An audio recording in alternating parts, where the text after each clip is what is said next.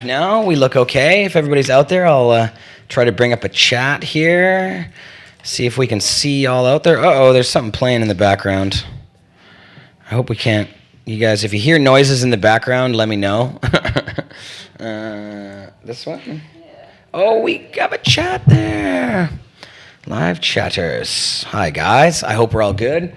Boss Lissa's on the board. She can let us know if everything looks good out there in Pod TV and Facebook land and YouTube land. All the lands. Excellent. So today on the show, big day today. I don't know if you've been tuning into Pod TV all day. We have been because it was the HESA hearings. This is the Standing Committee on Health in Canada that was hearing testimony from marijuana activists and also other professionals, doctors and municipality people and a whole bunch of different people they wanted input from. But today, Marc and Jodie were up. They were absolutely fantastic. Yesterday, Mr. Dana Larson was up. Oh, Kirk Tousaw was up a couple days ago, too. Now, I will probably want to play some of Kirk's stuff, too. Yeah, that'd be awesome, Kirk's thing. So we're going to play some of the video from the testimony. Hilary Black was also there. There were a few others that had some really good stuff to say. I liked some of the things that even the municipality, the head of the Union of Municipalities had to say. I agree with some of it, don't agree with all of it. So I think, a lot of great stuff there. You can watch all of it. You can watch all of the hearings, as much as we could possibly get, up on our YouTube, Facebook, and on pot.tv. And Neil's saying everything from day 2 all the way to now. And Neil's been working hard to scoop all that stuff and get it all up on Pod TV for y'all, broadcasting the live stuff. Everybody around here has been hustling, so doing a great job. Let me get my Facebook chat up here. How are you, Carly Marley? What's new? I'm doing well. I had a busy day. Tried to get as much live tweeting as possible done. You were live tweeting all the stuff. What do you think? I thought it was really interesting to watch. It was really nice hearing some of the activist speakers and some members of the community be allowed to share their views and their voices with some, officials and some politicians and put it out in a more official way as opposed to just shouting into a void, hoping someone will hear us. It's nice to be finally given a platform. So it was really refreshing to see. And I thought that the activists that were given the opportunity to speak did such an amazing job. Made me so proud to be a part of the Cannabis Culture team, hearing Marc and Jodie speak. They just nailed them. Dana Larson did such an amazing job, just did not hold back at all. They were brutally honest with their testimonies. They weren't afraid to call it like it is. And Jodie whipped out a joint, held it up, and that's actually on the, if you go to pot.tv and you see today's show, you can see, oh wait, here it is. We had it earlier. There it is. There's Jodie holding her joint up. That's a legal joint though. That one is from an LP, because Jodie's had to order from an LP since she's been arrested and all of that. Good stuff. I thought it was funny because the day before, Dana referenced the fact that he had a joint in his pocket. He said, C-54 doesn't make sense. It doesn't work. It doesn't even decriminalize the joint that I have in my pocket right now that I'm going to go and smoke after this. And everyone in the room kind of chuckled and was like, oh, he just admitted to having weed in his pocket. And the next day, Jodie's lucky since she's legal. She's allowed to actually pull the joint out in front of everybody. And I think it was a really good thing because you could see her. She was a little nervous about it. You could see everyone in the courtroom kind of like... Did we lose Facebook? Curious about what was going on. Oh. I think we just lost Facebook. Okay. Weird. Let's do that again. But I thought watch that one closely. Just showing that one joint and how much it kind of made the whole room nervous was highlighted kind of why it keeps doing that. How ridiculous the fear and phobia and stigmatization around it is. Maybe it's because we're doing too much on this computer or something. So we just lost Facebook, but we are back now on Facebook, hopefully. Not sure. It was only gone for about a minute and a half there or less. But if we drop off of Facebook, somebody let us know in the chat. I got the Facebook chat up here, so if you see it drop off or something, be like, yo, it's done. So, but yeah, also on the show today, if possible, I think it's going to be possible, Mark Klokeid, the weed guy. You know him from the Kush Cup here in the city of Vancouver. He also used to do a lot of co-hosting duties on this show. Very good friend of mine, Mr. Mark Klokeid. He's going to join us either by telephone or in person. He's going to try to get here. Not sure if he's going to make it in time. He's currently at the airport picking up his family. So we might have to Skype him in instead. So... There's a bong rip for you there. Is Facebook working again? Okay, good. Excellent. We are back on Facebook. Bong toke for me. Nice. Bong toke. So yeah, a lot of stuff going on. No shortage of Canadian marijuana activity, that's for sure. No kidding. Now, of course, they've announced this legalization effort. So experts in the chat, what's up, expert? They've announced the federal rules, or some of them, in this Cannabis Act, and they've been sort of refining things. The provinces now are coming out with their own plans. We heard from Ontario last week. We talked about that on the show a little bit already, I believe, about the monopoly that they want to build there. So that's a ridiculous one. They want to put it all in the hands of the people who run the liquor out in Ontario, which is a brutal monopoly. And... other places are chiming in with theirs. Luckily, here in the province of British Columbia, we have John Horgan, who spoke with media. I wish I would have had that for the show today. I wanted to play some of the clips from that. Cough, Anil. If Anil can get that. Horgan, he's the new premier of British Columbia. He's an NDP member. We have our now NDP Green Party government that's working together. And so Weaver, he's the guy from the Green Party. He's been a supporter. Horgan from the NDP has largely been quiet, but he was asked about it on the radio, and he was supportive of the dispensaries that are here now. He said he thought that a liquor store model might work, but he also thought a dispensary model, like the ones that already exist, might work. There's a lot of knowledge there, and he didn't rule us out completely, so that's a good thing. It sounds like they're going to be a little bit more sensible about it here in British Columbia. We still need to keep fighting, though, endlessly. And now I heard about Quebec saying that they're not going to allow home growing, even though it's in the bill, even though it's in the federal bill. And I retweeted that. I think Dana commented on it. He shared a story that was in French. But I retweeted and said, that's a great way to protect organized crime in the city, or in the province of Quebec. They've had lots of problems in the past with organized crime, and they, of course, make a lot of money off pot. Even though Neil Boyd, a person who crunches these numbers, a university guy who does a lot of stuff on marijuana, who crunches these numbers, says that 95% of Canada's illegal marijuana market is actually grown by mom and pops, not organized crime. But I think Quebec is probably one of the places where there's a lot of organized crime, maybe more than other provinces. So they got their hands in the pot too. We need to be able to get it out of their hands, but we need a lot of stores and we need a lot of people growing weed at home to do that. So.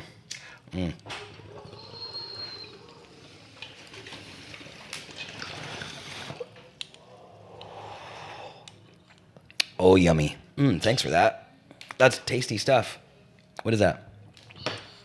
Is that Girl Scout?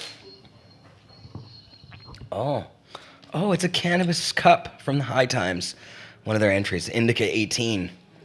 We don't know what it is.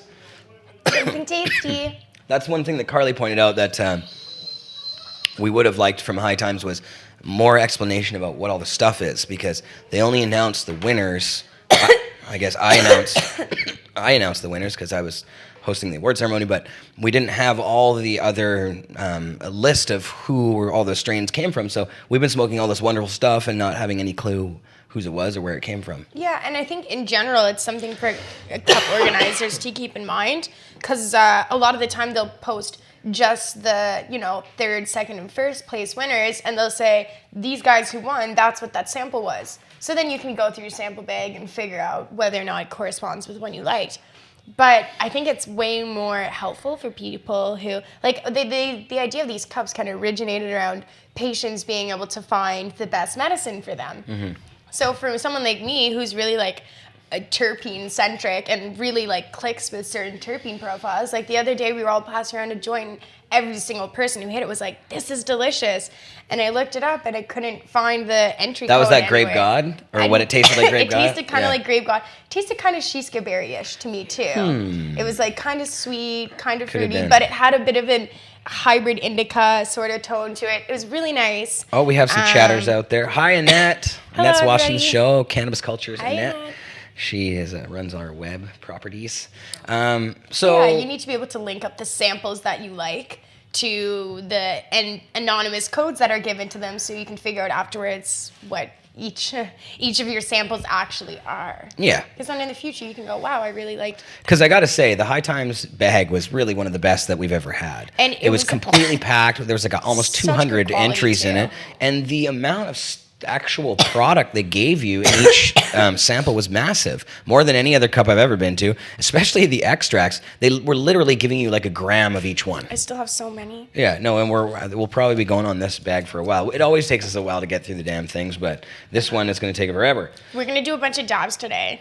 We've burned a lot of the joints, but we still have a lot of dabs to... What are you dabbing on? Oh, you got your rig there. Oh, yeah, I thought you meant the extracts. I was No, like, I I don't meant know. the unit. Yeah, this one is Pandora.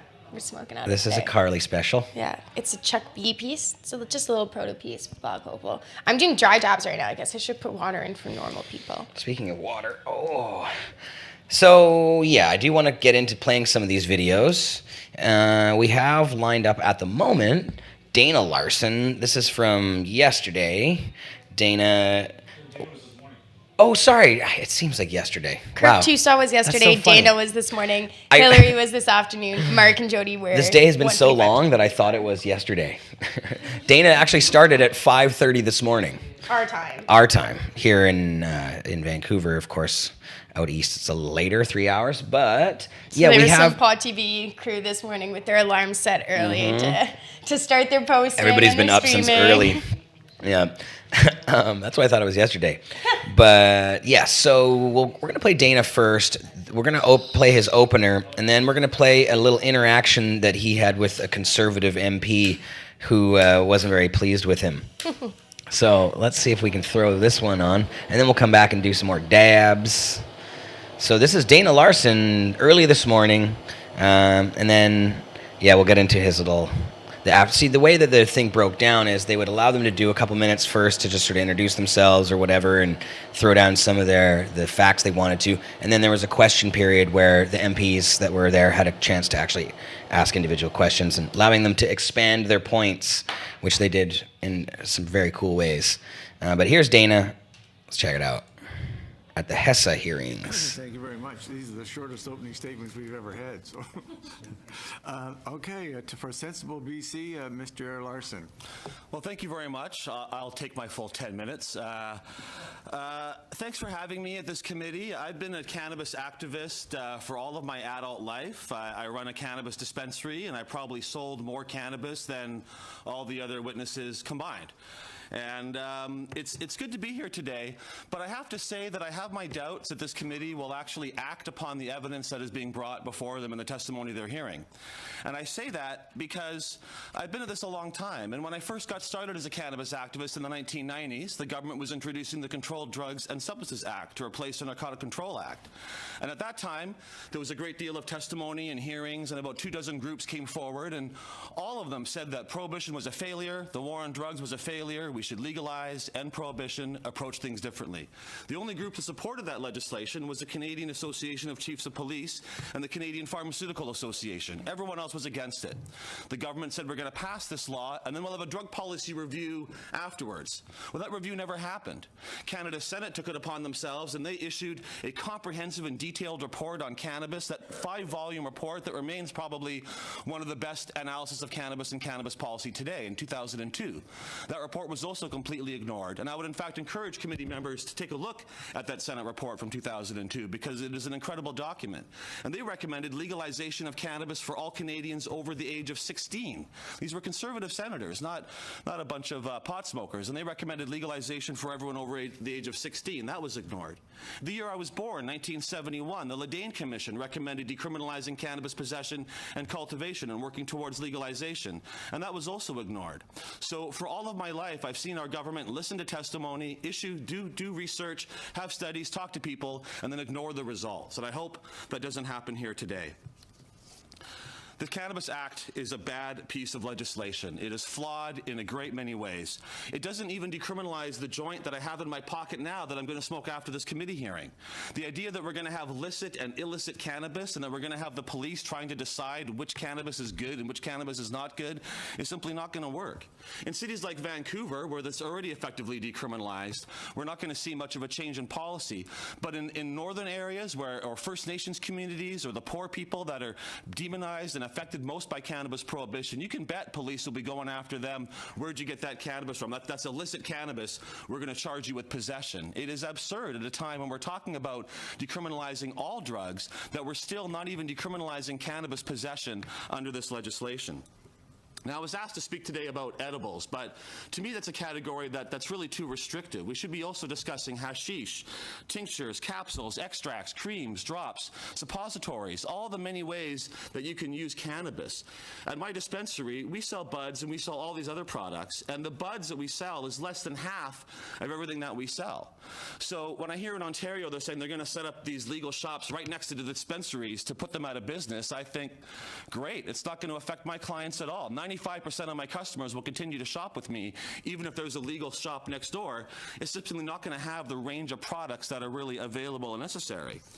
So as an activist who wants to see better drug laws in Canada, I don't like this at all. But as a business owner, it's great. This is going to keep me and other dispensaries in business for many, many years to come. This will do nothing to shut down dispensaries or affect the black market at all.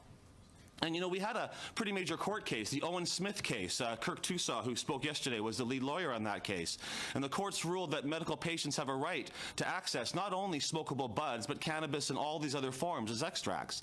Health Canada's response was to allow licensed producers to make cannabis extracts with no more than 3% THC, which is a complete disregard of both the letter and the spirit of that court decision. But it's not surprising, because that's been the attitude of the government and Health Canada for years. Every time we get a court ruling against to expand the cannabis access, the government and Health Canada takes the most restrictive possible interpretation of that decision. And the result of this is that the government has lost control over cannabis, and they've lost control for many years now. We've been systematically dismantling Canada's cannabis laws for the last 20 years, beginning with the laws against bongs and vaporizers and pipes, which are still on the books under Section 462.2. That law has never been removed, and yet it'd be hard to find a city that doesn't have multiple bong shops in it today.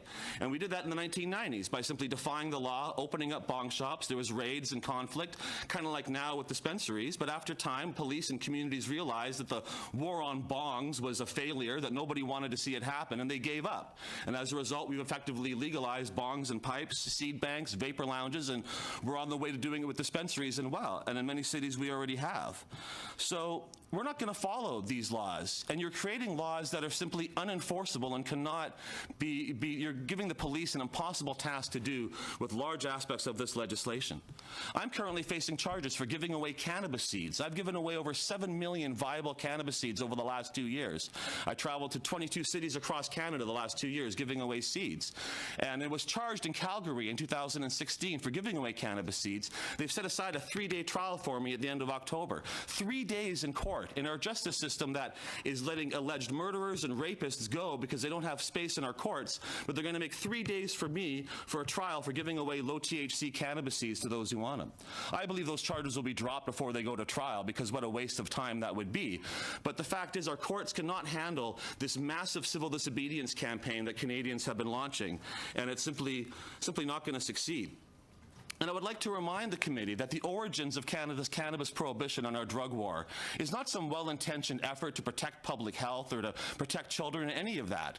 Our war on drugs, the war on opium, and the war on cannabis began as a racist and ignorant effort to eliminate Chinese people and other racial communities from Canada. That's how it started. There's no question about that. And there's no time since 1908, when the Opium Act was passed, or when cannabis prohibition came in the 20s, and today, when these laws changed from being racist and ignorant and bigoted to being somehow well-intentioned and good for our communities. These laws are bad in their origins, and they continue to be terrible today. The fact is that the war on drugs is really a war on plants. And cannabis may just be the world's greatest plant. There's no other plant that has the nutritional, industrial, social, and medicinal value that cannabis does. But the other aspects of this war on drugs and the war on plants are the fact that coca leaf, opium poppy, psilocybe mushroom, peyote cactus, these are all also good plants with thousands of years of social and cultural use. And the war on drugs is really a war against these plants and against nature, and it's time that it comes to an end. You want to know who to blame for the fentanyl crisis that we're experiencing across Canada? It's you. It's our parliament that has passed these laws that prohibits reasonable access to opiates. The fentanyl crisis is entirely the fault of Canadian policy. We don't have a drug problem in Canada. We have a prohibition problem in Canada. And when we end prohibition, we will see the vast majority of the problems we associate with drug use go away. Cannabis, in fact, is not a problem. Cannabis is part of the solution. In Vancouver, we now have 2 sites that are offering free or discounted cannabis medicines to opiate users as a substitution project. And there's evidence out of the U.S. showing that American states that have access to dispensaries have less opiate use and less opiate overdose deaths than those who do not. So I believe, from my personal experience and from the research, that cannabis dispensaries are saving lives every day in Canada. I know that my dispensary, people tell me, you helped me get off opiates, you helped me improve my health, you helped save my life. This happens all the time. With alcohol also, a lot of cannabis people find when they're using alcohol, they can get off alcohol by using cannabis. Cannabis is a substitution for more dangerous drugs in so many ways. It's easy to regulate edibles and extracts. Give them child-proof packaging. Make sure that the products are properly labeled and the dosages are correct. That's easy to do. It's not complicated at all. And further, CBD should really be descheduled entirely and removed from the CDSA. CBD is highly beneficial. There's no psychoactivity at all. It's an incredibly safe medicine, and there's no question that CBD should be removed from the CDSA and allowed entirely. But the fact is, we can buy enough alcohol, tobacco, or even aspirin. Aspirin you can buy without any age limit at a corner store, and 1 bottle of aspirin can kill you. So the idea that we're treating cannabis so severely and so restrictedly when other more dangerous substances are allowed makes no sense at all, and it really shows the failure of this legislation. So I would urge this committee to go beyond cannabis, to accept that cannabis is a good plant and that prohibition is wrong, to stop handing over this industry to the black market as you've been doing for so many decades, and to recognize that it's not just cannabis, that the whole war on drugs is an absolute failure, and it's time to legalize and regulate and put policies in place that are based on the science. We've had this research for 40 years or more now. We know that the war on drugs is a failure. We know that cannabis is essentially harmless and certainly less harmful than the alcohol or tobacco that is used every day. So that's what I have to say. Thanks for having me here, and I hope that this committee will listen to the evidence presented and make some serious changes to this legislation. Thank you. Well, thank you very much. We appreciate your enthusiasm. But we're going to go to questions now, and we're going to start with Mr. Ayoub, and this will most likely be en français. So if you need translation, we have translation facilities there for you. So, Mr. Ayoub, 7 minutes. Thank you, Mr. Chair. Merci, Monsieur le Président. Thank you, Mr. Chair. I would like to thank you for your great comments from the get-go. It was a long day yesterday. I was a bit concerned to see that my colleague across the way wasn't there for the end of the day, despite the fact that Mr. Carey always asked for more time to question the witnesses, but he missed, unfortunately, a good part of the evening, so I'm glad to see him here today in good form to ask questions. It was interesting to see in all of the testimony that can be widely varied about the scope and the objective of our goal in decriminalizing and legalizing. So Dana's done now on that one. Okay, we're gonna mute that. So that was the first part. Dana Larson giving his opening. Wow, what a great job. Dana's amazing. So, say what? The Facebook video, that's like We're going to play that next. So now this is, we have a video here. This is one that Chris Goodwin actually put this together. I believe he clipped this out and uploaded it almost right away. There was an interaction with a conservative MP who was there who didn't like some of what Dana said, so we'll let her speak for herself here. Marilyn Gladu and Dana. The big verses. Uh-oh. Oh, right. Oh, there's the chat. Hi, chatters. Hi, chatters. Wow. Yeah, it's fun to... We should have a chat cam. We need a chat cam more often. John Burfello's in the chat. Johnny couldn't make it into the studio because Johnny really did hurt himself pretty badly. We talked about it last week on the show. Johnny cracking his ribs, and he really did, and he's still in serious pain. And I guess he was even at the doctor's office today when I talked to him on the phone, still in pain. So we love you, Johnny. We love you, and Johnny. we're sorry that you brutalized yourself. He sent a photo, actually. He looks pretty rugged. Feel better and he's smoke brittle. lots of your hash. Yeah, need more of that hash. You got to drink your milk, Johnny. Although I heard that's not that great anyways, but... No. Dude. All right, so Dana Larson versus Marilyn Gladu. Here, do you want to take a Dun, dab? dun, dun. Oh, a dab? Oh, there's back to the chat again. There's Johnny. Yeah, dab first then? Okay, we can dab first. We're just teasing you guys. I'm just gonna hand What are you drop it. putting together over there? What dab? I'm just gonna hand drop it. I don't know. Did you say hand sample. job? No. Oh. What did Said you I'm just say? gonna hand drop it. Oh. Sorry. Funny. All right. We're not that uncensored on Pod TV. Yes, we are. If you let Chris Goodwin on the show. Just joking. I think Chris was watching. We haven't broadcast any pornography for a while, you know.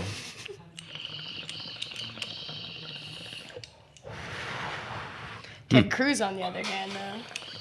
Oh, Ted Cruz, yeah, that's funny. Oh, I love when those things happen.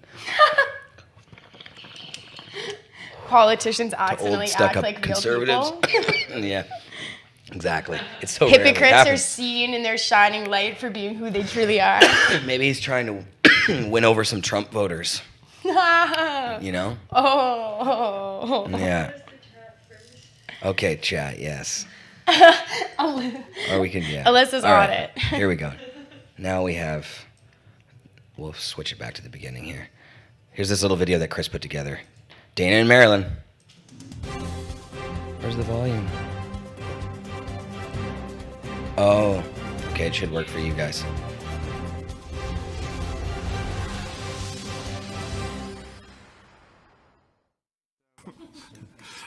Okay, for Sensible BC, Mr. Larson. Well, thank you very much. The Cannabis Act is a bad piece of legislation. It is flawed in a great many ways. It doesn't even decriminalize the joint that I have in my pocket now that I'm going to smoke after this committee hearing. On the Cannabis Culture raid, when they went after Marc Jodie Emery and a few others, they're selling cannabis from many companies who have labeling, websites, phone numbers. You can call them. People sell extracts because the police and our justice system are not able to handle this kind of mass civil disobedience campaign that we're engaging in. We like the phrase overgrowing the government. There's too many of us willing to go to the end on this that you can't keep up. And do you really want to put me in jail for selling cannabis? Is that where you think I belong? Because I'm going to keep doing it, and that's going to be the only option. I'm going to keep giving away seeds. I'm going to keep using cannabis. Mr. Larson, with all due respect, I find your lack of respect for the rule of law in this country disturbing, because it's clear that it doesn't matter what we come with in C-45, you're going to do whatever you like and obey whichever laws you like, and I don't personally approve of that. Thank you. The current cannabis laws are already being ignored pretty much all across the country to varying degrees. If you're not going to take that in consideration when you pass these new laws, they're going to be a failure because we will continue to ignore these laws, and the courts will back us up on that. And you talk about the rule of law, and you know, some people would say that we have a moral obligation to break unjust laws, and then when laws are punishing people who do not deserve to be punished, when laws are based on racial bigotry and ignorance for how these laws were founded, that we have a moral duty to break those laws. And I personally am glad that I'm able to provide cannabis medicines to those who need it. I believe I am improving people's lives every day, and we will continue to do so.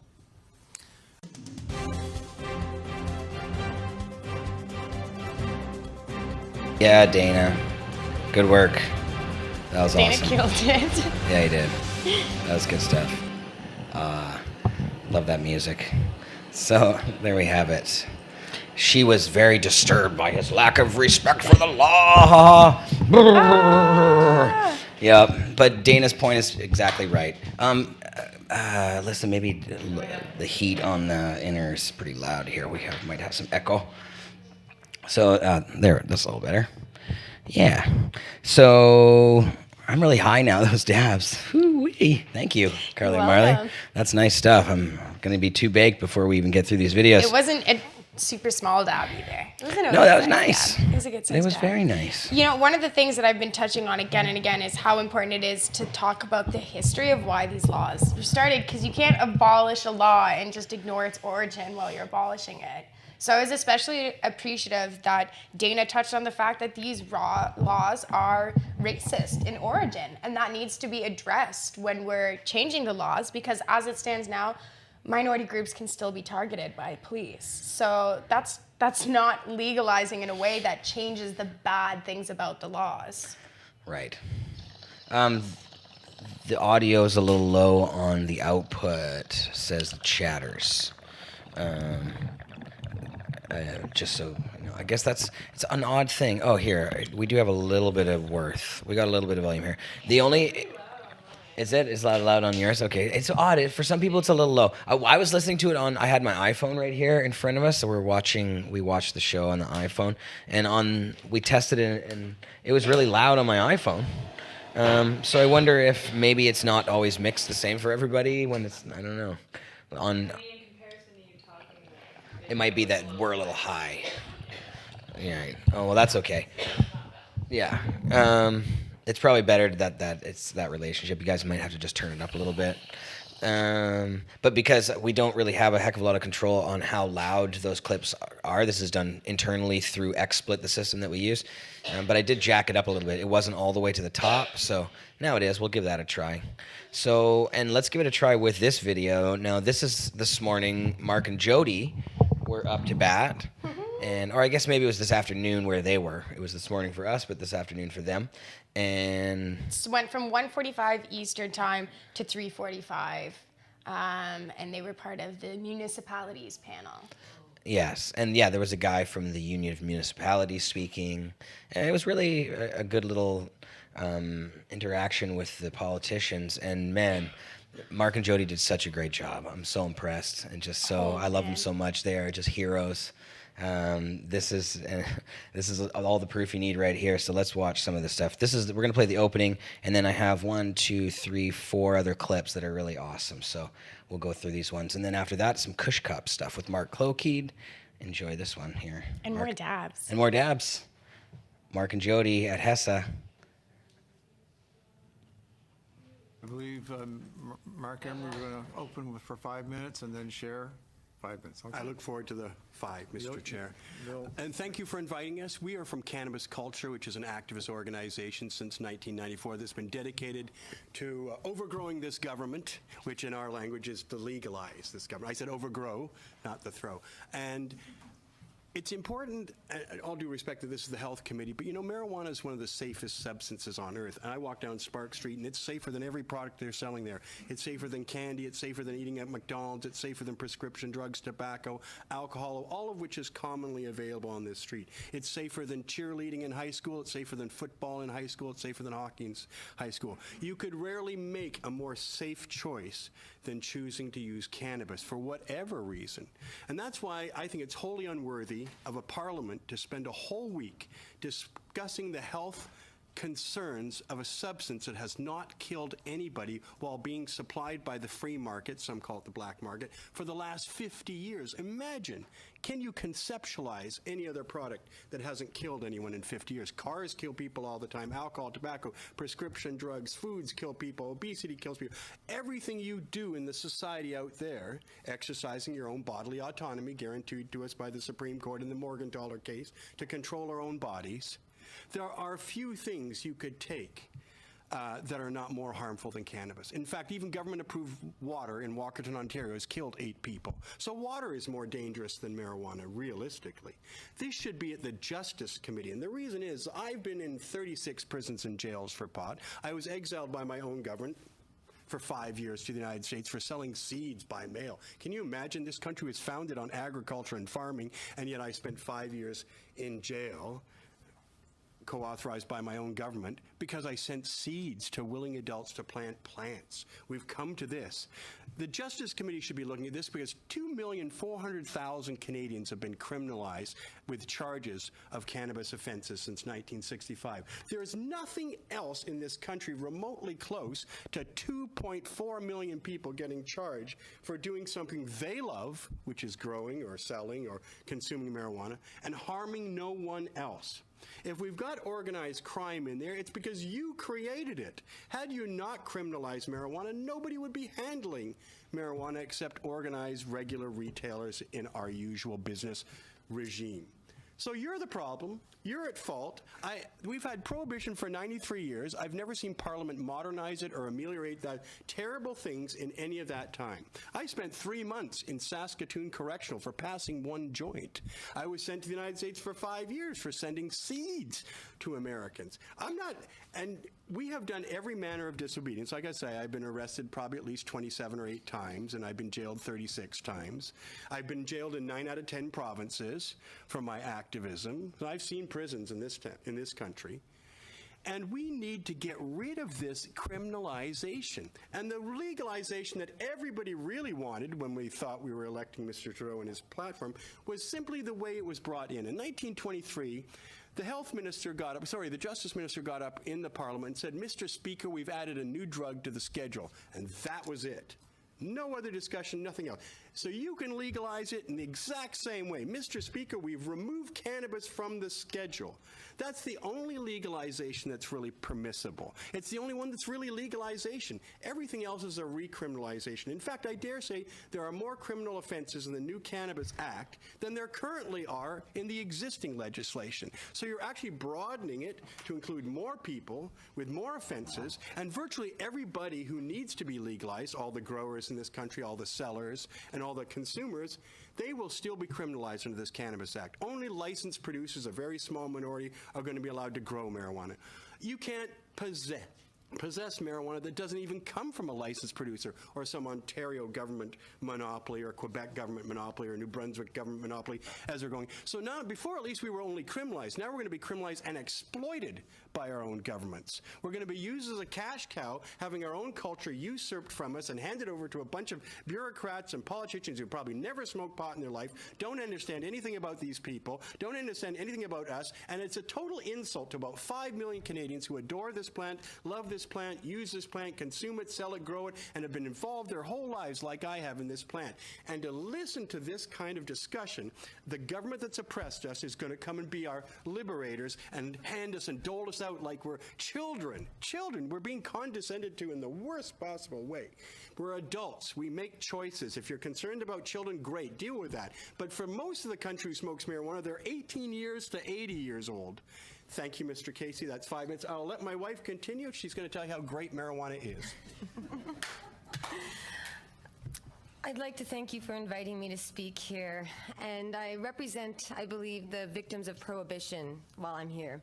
We've heard from a lot of experts and bureaucrats and a lot of people who have a lot to say, and it's fantastic that we're having this discussion. The idea that we're sitting here today talking about legalization in this country, it means a lot to me personally. I campaigned for the Liberals as a nomination candidate because I believed in legalization. Because not only am I currently a victim of prohibition myself, out on bail before you here after being arrested 6 months ago, but prior to that I was a drug war widow. I spent years with my husband taken away from me and imprisoned in a foreign country he had never been to, with the Drug Enforcement Administration saying very clearly it was because of his legalization activism and because he gave millions of dollars to legalization reform groups around the world. That's the DEA's own chief, Karen Tandy, and it's a press release you can easily see. So he says it was for seeds, but the U.S. government says it was for legalization activism. We're here to talk about legalizing cannabis, which means we should not have any law enforcement concerns. If it's going to be legal, law enforcement should be able to focus on actual crimes with real victims like rape, assault, murder, theft. I have law enforcement family members. My aunt and uncle are in Alberta with the RCMP and work with MAD. My sister is also with the Vancouver Police Department. I care about law enforcement. I care about the laws. I care about this country and our citizens. But our country and these laws and our citizens are harmed by this prohibition and by any criminalization of cannabis. Even if cannabis was dangerous, even if it killed people every day and contributed to rape and assault and murder of our young adults all across this country like alcohol does, it shouldn't be illegal. We should have the free choice to consume or grow or share a plant that isn't just benign or neutral. As you've heard, it actually helps people. It actually saves lives. And I know we only have a few minutes here, but I want to try and cite, if you'll read my brief, I submitted 10 pages, reduced to 5. But let's look at the actual health impact of cannabis. The American Journal of Medicine in 2013 and the Journal of Health Economics in 2017 said cannabis use reduces obesity. It results in healthier, thinner consumers. The Journal of American Medical Association in 2015 said cannabis is medicine. The Journal of the American Medical Association in 2012 said a 20-year study found no damage to lungs from cannabis. This is backed up by Dr. Donald Tashkin, whom the U.S. government asked to prove it causes lung cancer. They found it actually prevents it. You can go to cancer.gov. The U.S. government says that cannabis and cannabinoids attack and kill cancer cells. They shrink brain cancer cells. That's the Journal of Molecular Cancer Therapies of 2014. You've got the American Journal of Public Health in 2014 saying that cannabis access reduces suicide rates. My father took his life when I was 9. This gold necklace here was his. I was on antidepressants for many years, and they caused me harm. And we heard just yesterday that antidepressants increase suicide rates by 33%. That's why I got off of antidepressants, and I used cannabis instead. I use legal cannabis because I'm out on bail, so I'm not allowed to go to a dispensary, but I'm going to just show you here. This is a marijuana joint. This is what we're here to talk about. This is cannabis, and it's not hurting anybody. But I've been inside the U.S. prison system, and I'll tell you, I didn't cry for myself or my husband as victims of prohibition. I cried for the children and the mothers and the families who were there visiting their loved ones, the little babies who saw their daddy on the other side of the visiting room. And they said, why is my daddy here? He didn't hurt anybody. They say prisoners are bad, but my dad, he's not bad, is he? And the moms are trying not to cry, and these little kids are saying, Mom, please don't cry, please be brave. These are the victims of cannabis prohibition. Cannabis prohibition has far more victims and far more devastation than cannabis ever could. And right now we do have a drug crisis in this country. It's the opioid crisis. None of you here have not heard of it. And you have the United States National Institute on Drug Abuse saying that cannabis dispensaries reduce opioid deaths. You've got so much evidence showing that even the Harvard study of Frontiers in Pharmacology says it improves cognitive functioning. The American Psychological Association in 2015 said teens, even chronic users, do not have later issues. The British Journal, they find cannabis is the safest substance. So I get emotional here because I followed the law. Every year my husband was incarcerated, I had to cross that U.S. border, knowing they could ask me if I used pot and I could be denied the ability to see my husband. And I managed to get through because I followed the rules as closely as I could. And then we decided to engage in peaceful civil disobedience, just like Dr. Henry Morgentaler, who received the Order of Canada for breaking the law to provide a much-needed service. Civil disobedience is the only way we've managed to change these laws in this country with respect to cannabis. I really appreciate your passion and your commitment to this, and you're going to have lots of chance to answer questions and provide information. But I have to move along to the other speakers. Absolutely. But we appreciate your contribution. Okay, now we're going to go to the Federation of Canadian Municipalities for 10 minutes. I'm not sure, are you going to divide the time, or is one? Okay. Moving along to the other speakers. So that was the opening. They cut him off there. And, I gotta turn the volume down on that thing there. So that was fantastic, man. Wow. Just, that blew me away from both of them. Really very proud of that crazy performance from both of them. That was really amazing. All of it, and Dana too. I haven't seen Kirk's yet, actually, but I heard Kirk was good as well. Very good. Yeah, wow. Yeah, no, Kirk wasn't messing around.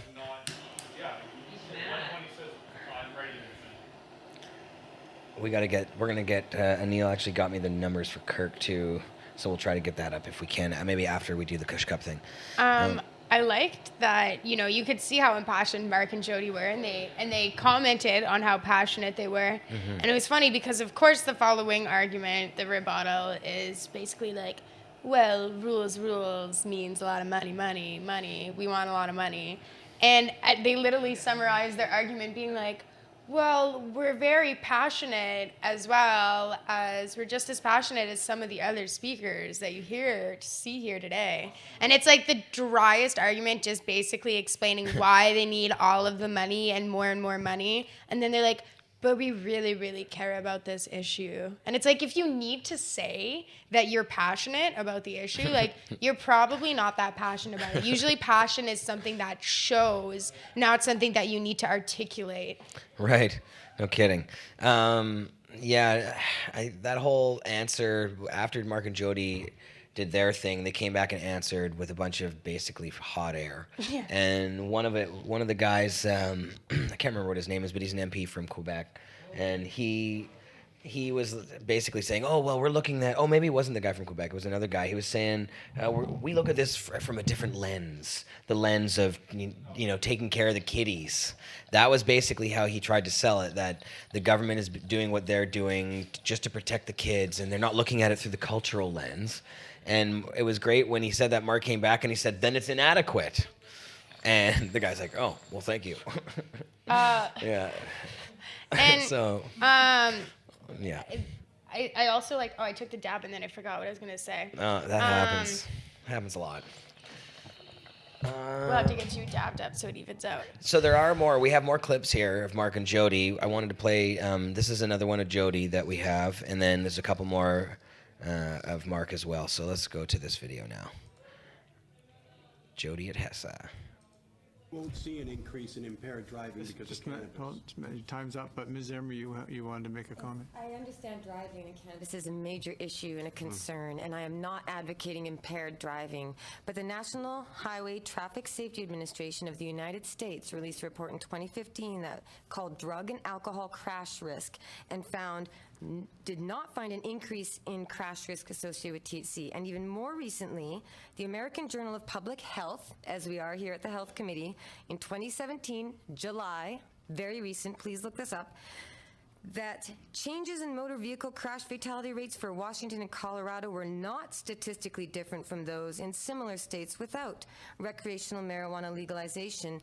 And we do know that police, this is recent studies, so please do look this up. And I'm not encouraging impaired driving, but the vast majority of cannabis consumers are not driving impaired. Their judgment is not impaired like with alcohol. With alcohol, you think you can drive and you know you can't. With cannabis, you know when you can't and you won't drive. But we also have to consider the hundreds of thousands of medical marijuana patients in this country who are unable to drive or contribute or work if they don't use cannabis. So if you criminalize those who drive under the influence of cannabis, you're going to criminalize every patient and poor medical user across this country.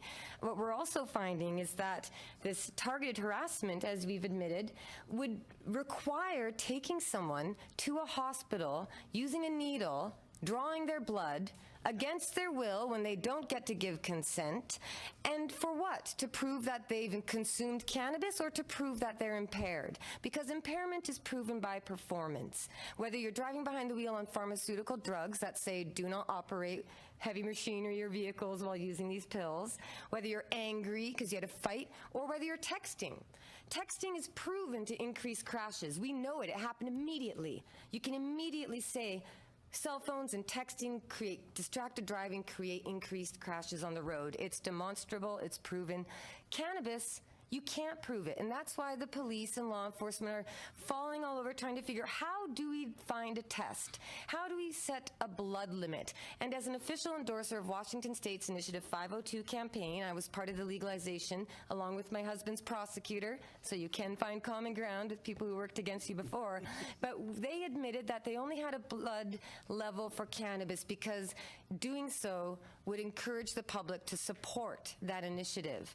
What we have to acknowledge is that decades of prohibition and misinformation generated by the government and fear about driving cannabis is actually discouraging people from finding out the truth about cannabis. And as I said, American Journal of Public Health 2017 studied this extensively. National Highway Traffic Safety Administration, cannabis is not a crisis for the roads. Police should be focusing on alcohol and truly dangerous drugs. Thank you very much. Now we go to Ms. Gladu.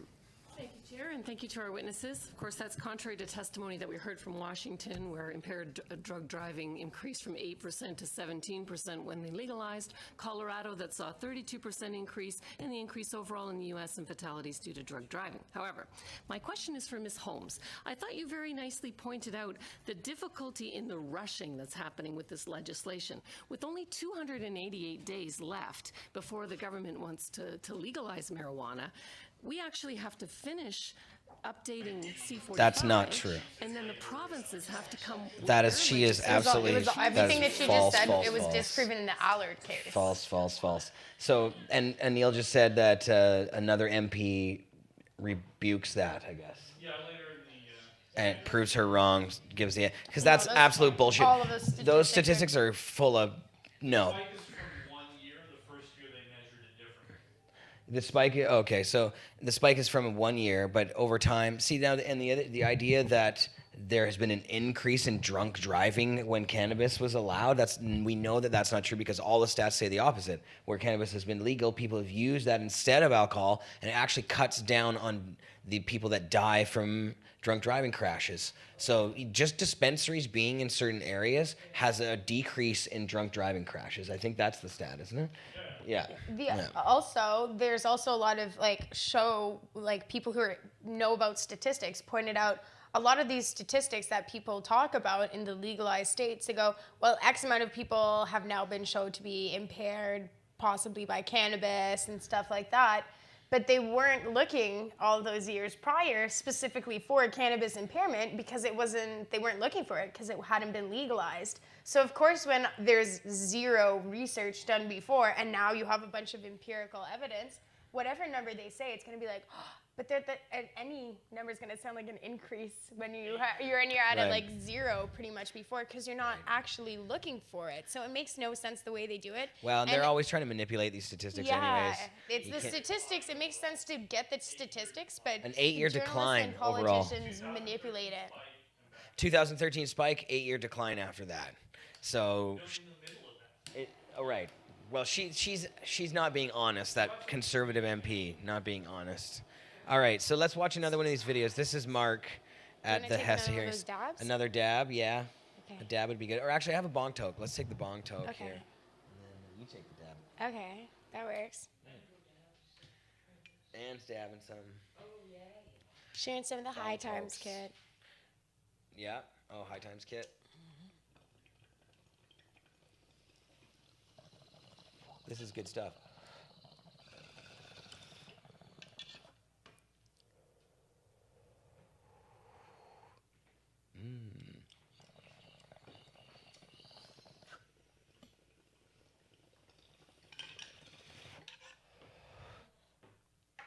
Yum. Tasty. Tasty. Okay, here's Mark. To the Emerys, if C-45 is passed in its current form, will you abide by this new law or continue in civil disobedience? I'm choosing to follow the law as much as I can because I only engaged in opening up dispensaries last year in April, and that's what I'm currently charged with. I do face potentially life in prison as I sit here before you, which would certainly cost taxpayers a lot more. I do want to add that with municipalities, we should be looking at allowing the storefronts to operate similar to caffeine, which is an addictive stimulant drug that I can get for free right in the back of the room, or like alcohol. If I want to open a bar or a restaurant and provide alcohol or a craft brewery, the municipal regulations and licensing shouldn't be that restrictive or prohibitive or even costly if done right. Good. Mr. Davies. Thank you to all the witnesses for being here.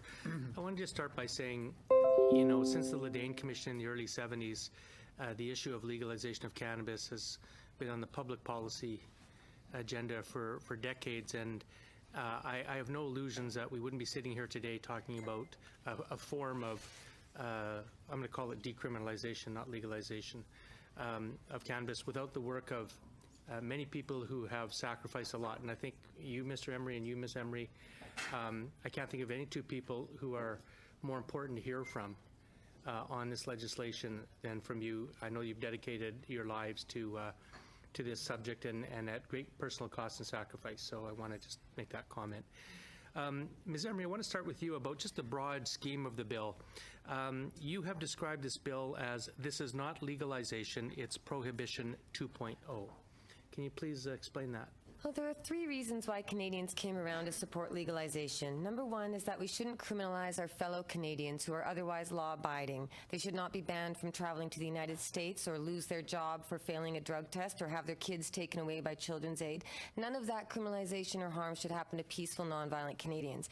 Number two, this industry already exists. It's worth billions of dollars. The Fraser Institute and many others have analyzed it and said cannabis should be legal because it already exists. It's already being grown and sold and shared and consumed. It's in every movie and TV show. It's everywhere. It's normalized, except for with the government. So we should allow the existing industry to come out of the shadows and into the light. The third reason to legalize is that law enforcement has spent billions of dollars, billions of our tax dollars on going after people for pot. I'd much prefer that go towards healthcare or education or social housing or anything, or allowing our law enforcement to focus on serious crimes that have victims. But Bill C-45, as it's presented, will not offer amnesty or pardons to people who have been convicted. It will not allow people like my husband and myself to be free from a criminal record.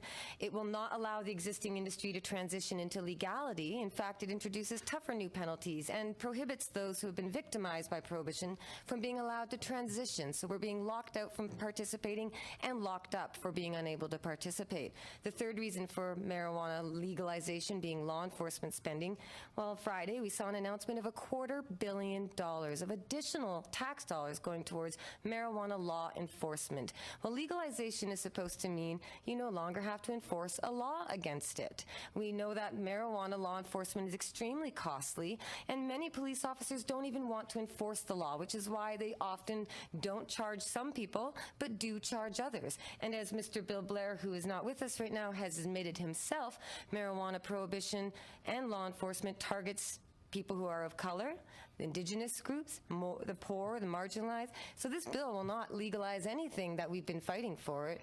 Other witnesses have pointed out that the bill still contains a criminalized model where if you have more than 30 grams possession in public place, you can be subject to criminal sanction. If you have more than 4 plants over 100 centimeters, you can be arrested and serve time selling and other kinds of offenses.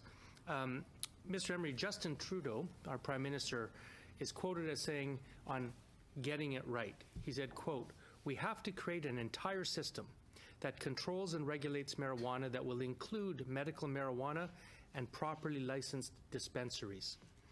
Are we getting it right? Oh, goodness, no. It's all wrong. And in fact, to answer your colleague's question, will I continue to break the law? Absolutely. Because the law, breaking the law is the only way the cannabis culture has gotten any kind of improvement in their status over the last 20 years.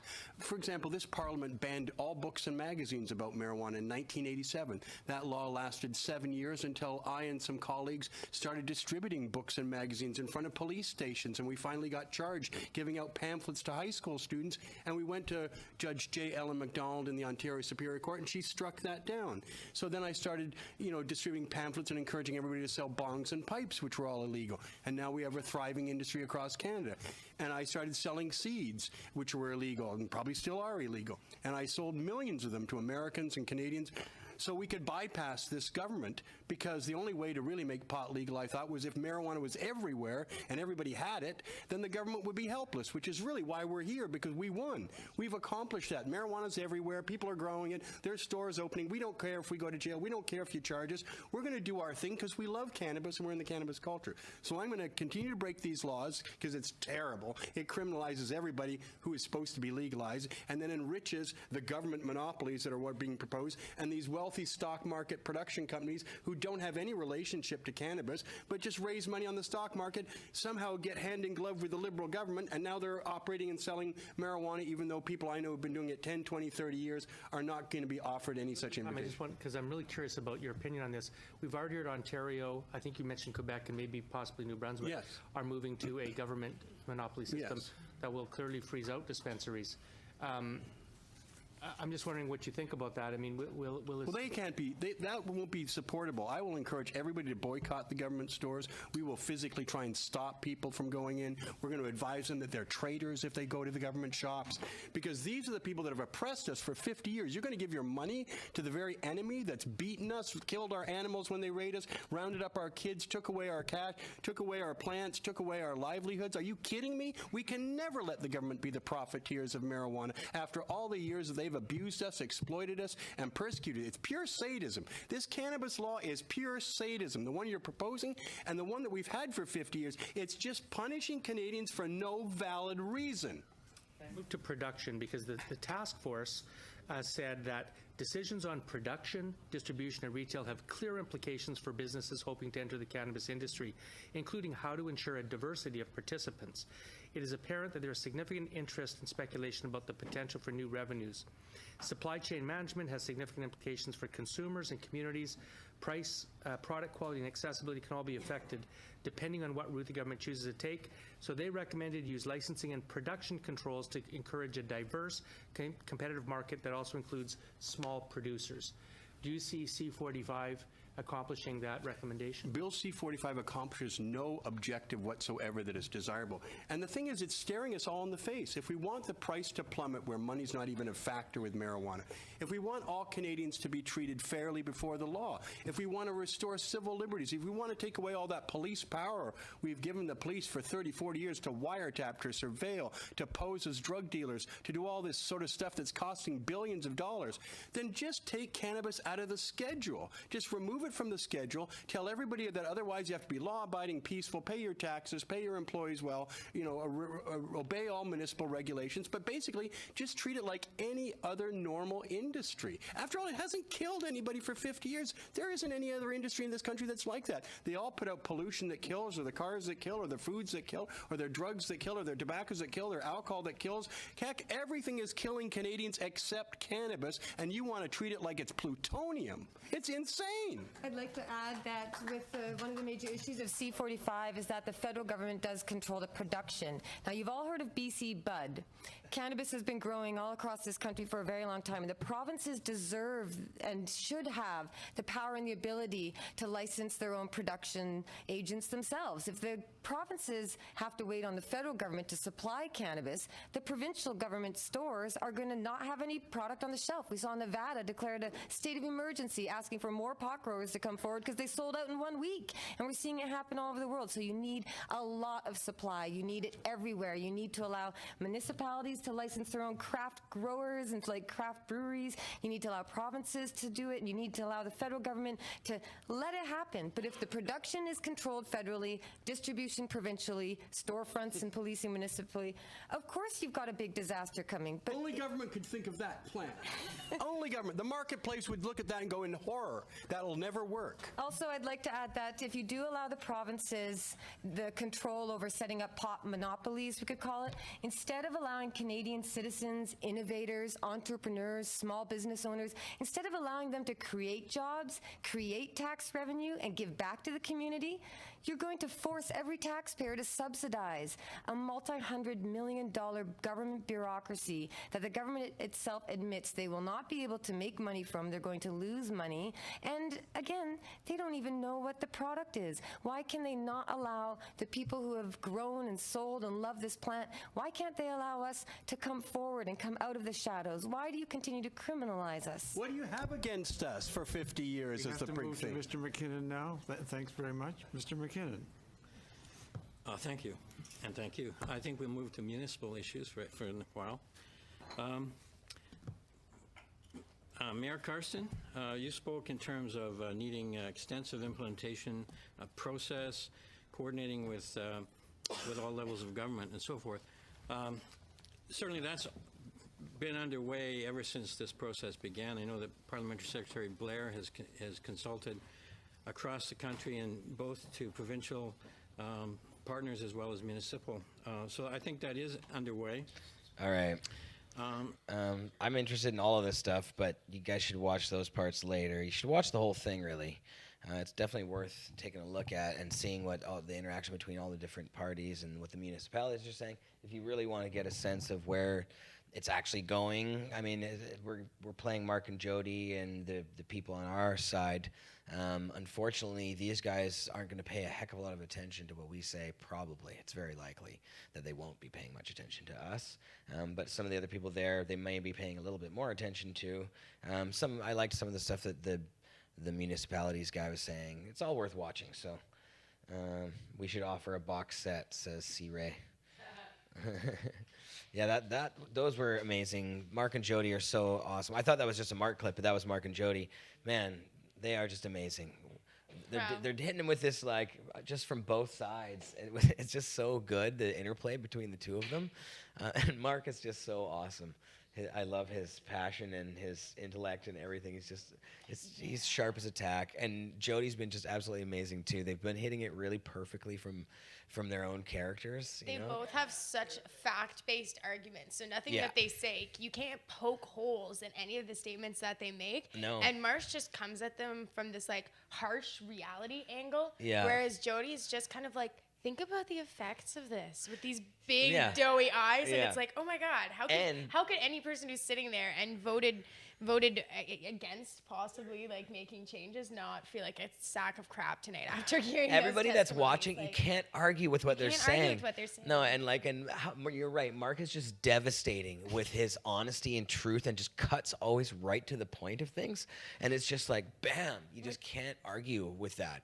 And Jodie, of course, she's got the stats and facts with her, and it's just been amazing to watch her have all of those things, accessing them, and just basically they're just slaughtering these people. Yeah. They're just slaughtering the health committee, and they're just like, it's just like they got run over by a freight train.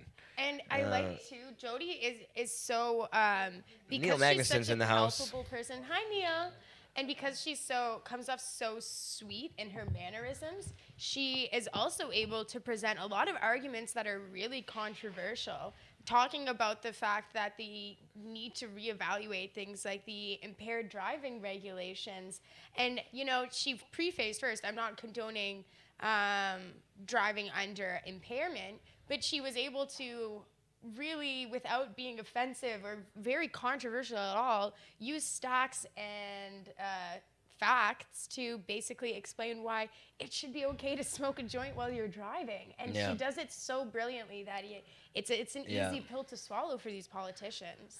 And I like Marc's passion. I like how Boro had 11:30 in the chat says Marc needs to tone it down like 3%. I don't think so. I don't agree. I think Marc is a reality check. I think Marc is right on it, and it's like, this is bullshit, and it's always been bullshit. And Marc's been doing this for so long, and I think that's what's sort of great about Marc's character is he just cuts right to the bone. Yeah. And they need that. I mean, because they need to be sort of shocked a little bit, I think, because they're used to sitting there and blah, blah, blah, blah, blah. They get this, like, and even, like, I think Kirk is also pretty sharpened to the bone, but he's a little more lawyerly, so that's exactly it. He's kind of speaking in this jargon that they always are used to. So when Marc comes in like he just smashes them like that, they're like, ugh, because it's very real, it's guttural, and I think it's, like, accurate.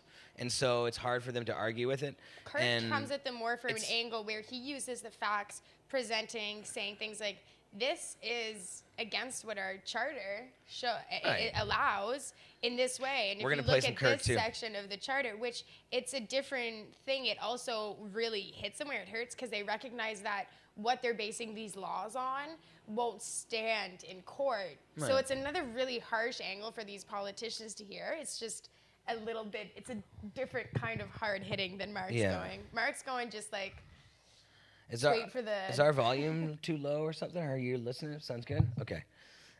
He's going for the KO. Yeah, no, and Mark is Mark is great at doing that, but I think in a setting like that, it's refreshing and it's great. And I like seeing the sort of shocked looks on their faces in the background, and people are like, but you can tell that they're like, it's true. You can't really argue with anything that Mark says. So it's kind of perfect for me. I love that. These guys are my heroes. Yeah, for real. So it's history in the making today, and it made me so proud to be part of the cannabis culture. And they need to know that we're not going to go away. Like they think that all of a sudden everything, our whole culture is just going to roll over and die because they've set up some new regulations. Like, you got to be kidding me. We've had the threat of prison, and worse for so long, and they think that all of a sudden now that some new regs are there, that's going to scare us away. But we're never going to stop until we're legal, until real legalization happens, and everything that's here and everything that doesn't hurt anyone is legalized, because that's the right thing to do. So, no, that civil disobedience thing, I like what Dana said about that. And Neil Magnuson's in the hot seat. Speaking of civil disobedience, he's very disobedient. Civilly. Bad boy. You are a bad boy. Except I believe good people break bad laws, and that makes me a very good boy. That's right. I agree. And that was Dana's point, that we have a duty to break bad laws. Absolutely. We have to. Because if not, it's the oppressive governments that tell you to do bad things and to follow bad laws. No, that's wrong. And they've shown, we've seen many, many examples in the past where peaceful civil disobedience has been used to change bad laws. And those people in the long run have been looked at as heroes. So one day they'll be looking back at us and saying the same thing. It's all about freedom. So there you go. Neil Magnuson, I love your shirt. Me too. It's my favorite shirt. I wear it too much, but that's if you're going to advertise something while you're walking down the streets, may as well make it something people can see. Isn't that a Gary Wintle? I don't know. I think it is. Yeah, maybe. Looks like a Gary Wintle. It's a little dirty now. I know that pot leaf. That does look like a Gary Wintle pot leaf. Yeah. Mike is not on, or it is on? I think I'm on. Neil's there we go. Yep. So we do have more. That was there's a couple more videos actually. That was Marc and Jodie in their last one. So let's play another one of these videos. I'm really enjoying these. They're pretty entertaining. They're way more entertaining than the usual political jargon that goes on at these types of meetings. Totally. Yeah, and you can watch all of these if you go to our Facebook page, our Cannabis Culture Facebook page, or if you go to pot.tv, or if you go to the YouTube channel, youtube.com/PotTV Network. So find them all there, the whole thing. And since Tuesday to Friday, you can find all those. So go check it out. Pot.tv. There you go. Okay, here we are. Another one, Marc and Jodie at HESA. Said, okay, let's breathe for a moment.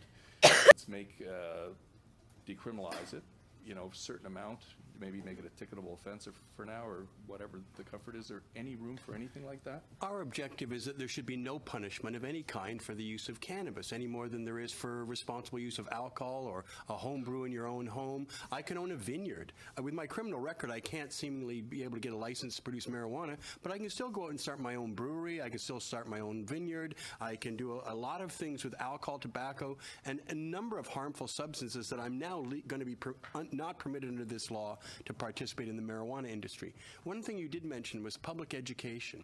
I sure hope a public education campaign is not going to be done by the same government that lied to the Canadian public for 50 years and demonized us to make people fear us when there was nothing to fear about cannabis users or cannabis growers. And if it were legal, we wouldn't be growing in homes or in facilities we've rented from other people. It'd be grown out on our Canadian farms, and we'd let our Canadian farmers grow it and supply us.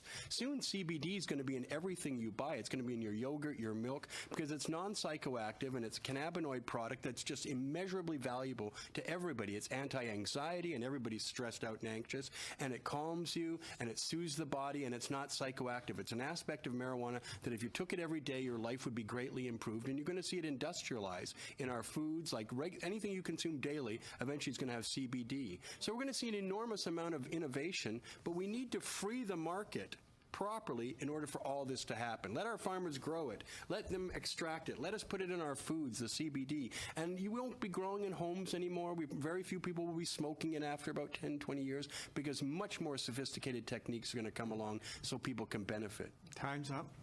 Now we go to His Worship Mayor Ayoub. Thank you, Mr. Chair. I'm going to ask the question in French, so if you want to take the hearings, please. Effectivement, comme Clearly, as a former mayor, I'd like to say hi to my colleagues. We don't forget our roots. But in my situation, I've learned that using cannabis in my region involves 45% of young people aged 15 to 24. I'm from a region north of Montreal, and the percentage of users is 35% for this age group. We also need to have objectives, and we have to meet them to make sure we can address urgent situations.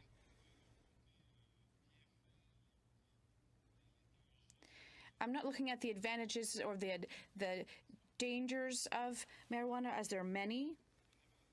There's a whole range of topics involved in that. But what many people have said is that for kids up to 25 years of age, it's dangerous to use marijuana. And that's exactly why we have regulation coming for legalization. Is to stop young people from using marijuana as much as possible. And they are using it right now from people who produce marijuana, and we don't know what's in it. Organized crime often provides most of this product. So my colleagues, other mayors, when citizens and parents come to see you and they tell you half of my family might be smoking marijuana, and I have no way of controlling this situation. Do you feel like there's a sense of urgency when someone asks you that?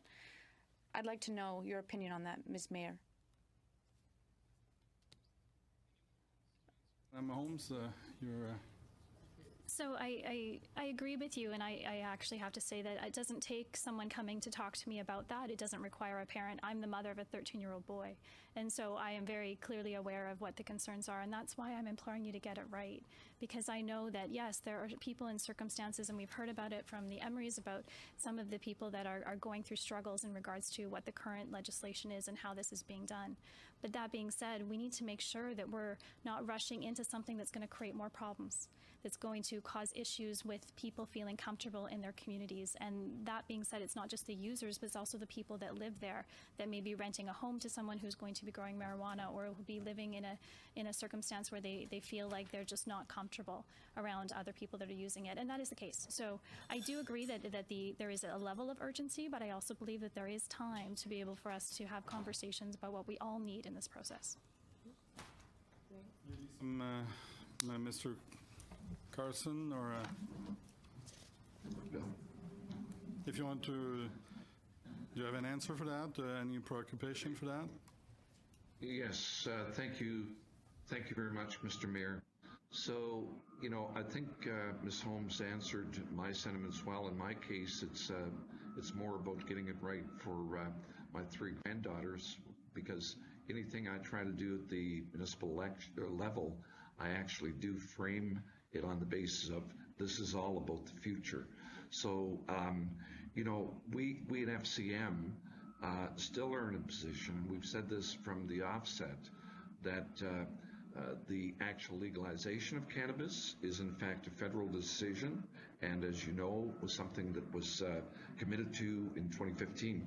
So we and the municipal sector feel that we are still committed to ensuring that it is implemented as long as we can be involved, and that it's done in a safe and effective way.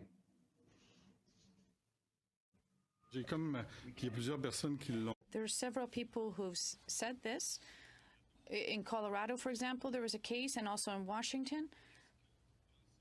Do you think that overnight marijuana legalization will mean that most... Okay, we're coming back.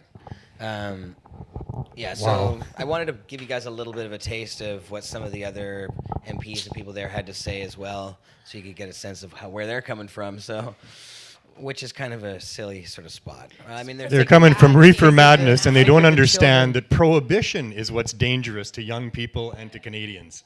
Yeah. Oh my God. Yeah. Oh Neil got riled up. Oh, the whole thing. I've been riled up for years. Are you kidding me? shaking his fist at this big screen. Man. Yeah. It's just such bullshit. They're not there to protect kids. They're using kids as a human shield to protect corporate money interests, and that's horrible. Bingo. It's despicable. I hate these people.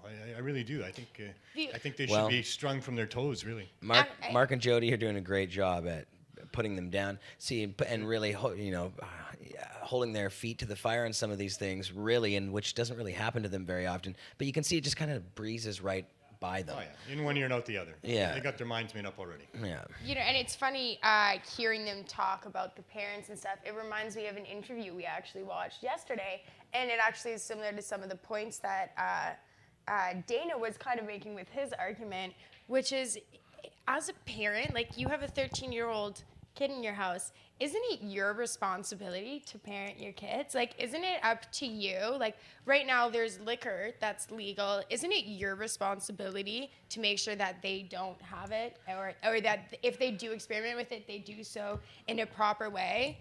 And isn't there already systems in place to make sure that there's education along the way about the harms? It's all ridiculous anyway, because the kids already have weed. They have more weed that they know what to do with right now. Well, and any kind of the dispensary model is the thing that's going to take the weed out of the hands of the kids. So it's so ridiculous. It's that crazy. They keep It's like they think they're introducing something new to society. Like, we've got this drug, we're going to allow people to use it, and now we have to be careful about how they use it because we've never done this before. People are using cannabis in their rental homes and growing cannabis in their rental homes, driving cars under the influence. Their kids are getting it. It's nothing new, and we don't have any victims here. There's no justification for any harsh regulations. There's no victims. Where's the poster child for this person was messed up by getting into cannabis or something like that? There's none of that. There's none of that. No, it's unbelievable that they just don't seem to be. They don't really use a lot of logic or pay a lot of attention to the facts. And Jodie has been amazing having all the stats and facts there with her.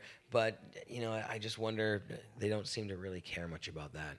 And there were people in the chat asking about Don Davies. We're going to try to play the next clip we play. We're going to let it play for a bit through, and I think that'll go through what Don Davies said as well, if I'm not mistaken, at the end of the clip. He was calling for a motion to ask for more time, to bring more people in, to talk to all the people that the Liberals haven't addressed or basically asked to be in the hearings at all, which is a whole bunch of different groups. And Don Davies points out everybody that should be included. So haven't talked to me yet. No, I haven't talked to Neil Magnuson yet. That's right. Yeah. They haven't asked any. Right. So we'll let. Yeah, no concentrate makers. And Don Davies talks about real people. They haven't asked for anybody that's not, in a sort of professional field or an activist or something like that. So there's a lot of people to still talk to, but of course that motion was put down. Or a politician or somebody who makes money by the current free market that exists, black market that exists. Non-consumers is who they're talking to. They're talking to the non-consumers about consuming cannabis. Yeah, people who have no freaking idea about weed. How about you ask some people who actually know about the substance you're legalizing if you want to do it the right way? Yeah, it's just a stock thing for them. Okay, well, let's play this last clip, and there's some pretty great stuff in this one, and we'll let it play through, so enjoy this. Challenge, so I just want to put that out there for you. I'm going to turn it over at this point to Dr. Carey. Thank you very much. I had some questions in regards to the border issue and trade. We're undergoing negotiations with our biggest trading partner, the Americans, with NAFTA, but there's a concern that I've heard being out of sync with our greatest trading partners, and I was wondering if you thought that it should be made a priority that we should be explaining what we're doing in this regard, because if right now the Americans, if they just ask you, they can stop you from going into the U.S., and this trading issue is all about jobs and the economy. I was wondering if that affects the municipalities, and then maybe also Mr. Emery, that I think you're quite aware they're very high-profile Canadians who have admitted to smoking marijuana, have no problem going back and forth to the U.S., but how does that make you feel? Well, that's unusual. Most people, if they, a border official does a Google search and finds that you've got any relationship with marijuana, they're likely to bar you from entering, at least at that time, and up to 30 days, and possibly permanently. There are lots of examples of Canadians now permanently barred who were, in fact, the former mayor of Grand Forks, Brian Taylor, found himself barred from going back there. He used to go over there to buy milk and eggs, amazingly. I don't know why that's reasonable, but it's so close to the Grand Forks that he used to go and buy his. Now he's barred from doing so because he's had a relationship with marijuana. He's advocated as mayor. I will tell you this, though: the border states of Washington, Vermont, Maine, New York, Wisconsin, and Minnesota all have medical marijuana or legalization regimes. So the entire border, with the exception of Idaho and Montana and Pennsylvania, which is not so much on a border but across the lake, they're the only 3 states left that don't have some kind of medical or legal regime going on in the United States. So this argument that we're going to have a trade problem is diminished. What we're going to have is a border problem. One of the things they haven't thought of with the Ontario monopoly is that every single employee who works for the Ontario Cannabis Control Board is going to be barred from entering the United States. So as long as part of their employment they're willing to admit they're never going to the United States again, then that's fine. I'm sure they'll get employees. We in the free market already acknowledge this, that we're not going to be able to travel to the United States if we have a relationship with cannabis that's in any way public. So I suspect every government employee who wants to work for a marijuana shop might want to consider if they have family in the United States or if they ever go to the United States, because they're going to be barred. Mayor Holmes, do you think this should be a priority issue discussed maybe between our Prime Minister and the American President about how this will affect our border? Because I'm hearing from Canadians who are worried. There's a lot of snowbirds go down, they own property in the States, and they're worried even inadvertently if they have a cookie or something at a party when it's legal. If they get stopped, if there's a swab or a random test that the Americans are doing, this could be a big issue. And are there any concerns municipally? It's not an area of space that I have any knowledge aside from watching the TV show Border Security. So I think Mr. Carson's might have more. Had any other comments from? Time's up. And we have to go to. Oh, I'm sorry. Did Mr. Carson finish? I was just going. Thank you, Mr. Chair. I was just going to say maybe the mayor has a little too much time on her hands to be watching that show, but that's okay. So we don't really have a position on that either. Mr. Kerry, I appreciate the question. What I would say in response, because we're talking U.S. versus Canada, I got to get this in, that every model in every state that's been researched by our policy folks have a specific carve-out or designated fund for municipalities. I had to slip that in. You did. Okay, we're going to go to Mrs. Sidhu now for 5 minutes. I'm sharing my time with John. This bill enables revenue sharing with provinces and territories. However, the legislation is going to be a finance issue. My question is to FCM. How is smoking, tobacco, drinking alcohol presently regulated for apartment building? What would the process be to add cannabis smoke to tobacco restrictions? I'm pleased to jump in. So this is not really necessarily based on, I believe, policy work that FCM has done, but I can speak for my municipality and being councillor for now into my 4th term, that it would take a complete workup by staff on a bylaw, some of which potentially could evolve the public hearing process, that sort of thing. So it's a matter of knowing again what's allowed through the regulatory framework that would enable us to go forward with that. And in your document, Cannabis Legalization, how can municipalities get ready? You suggested municipality consultation as a way to get ready. Do you know how many municipalities have taken that advice? Don't have the number here today. We can certainly try to get it passed on to the chair and your committee for next week. We do know, and I know that's an abstract, there have been many members, many communities, many municipalities. Okay, thank you. Pass it over, John. Thank you. Thank you very much for sharing the time. Thank you for your comments and testimony today. I just wanted to say before we, I did want to, in the last few minutes of our our week-long session on this to thank the clerk and his staff. I was doing some research to see how many witnesses have come to speak to an act before.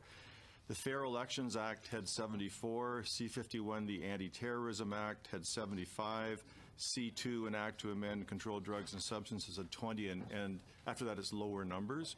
So I think we might have hit the benchmark with over 100 witnesses on this particular topic, which speaks to the importance of it to Canadians and the social change that's coming with it.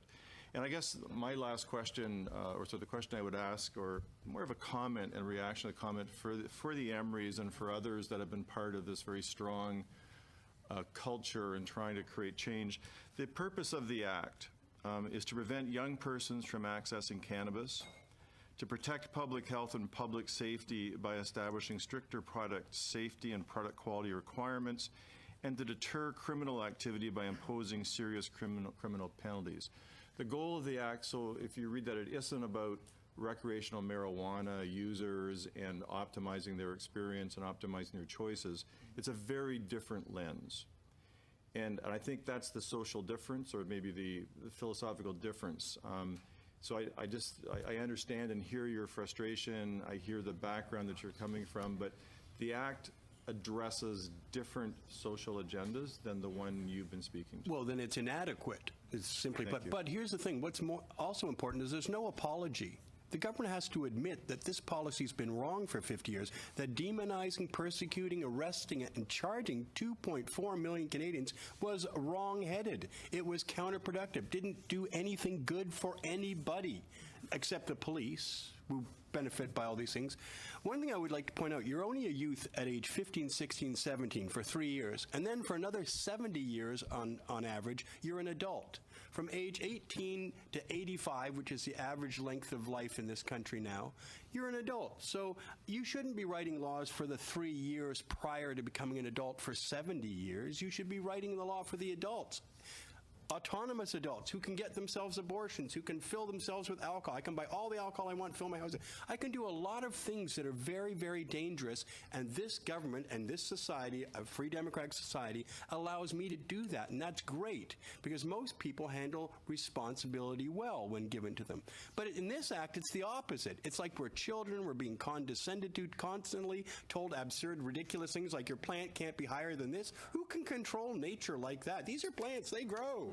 Right? They're going to be all sorts of sizes and stuff like that. Thank you. Everything in the legislation is inadequate. I hear your reaction, but I just wanted to make sure that we clearly understood the intent. You said you were going to legalize. You didn't say this was a halfway measure to get somewhere. This was promised as a legalization by the Prime Minister at the last election. For the municipalities, is there any final, like, I've heard a couple of areas of concern. A lot of the issues that you raised are with the provincial legislation yet to come.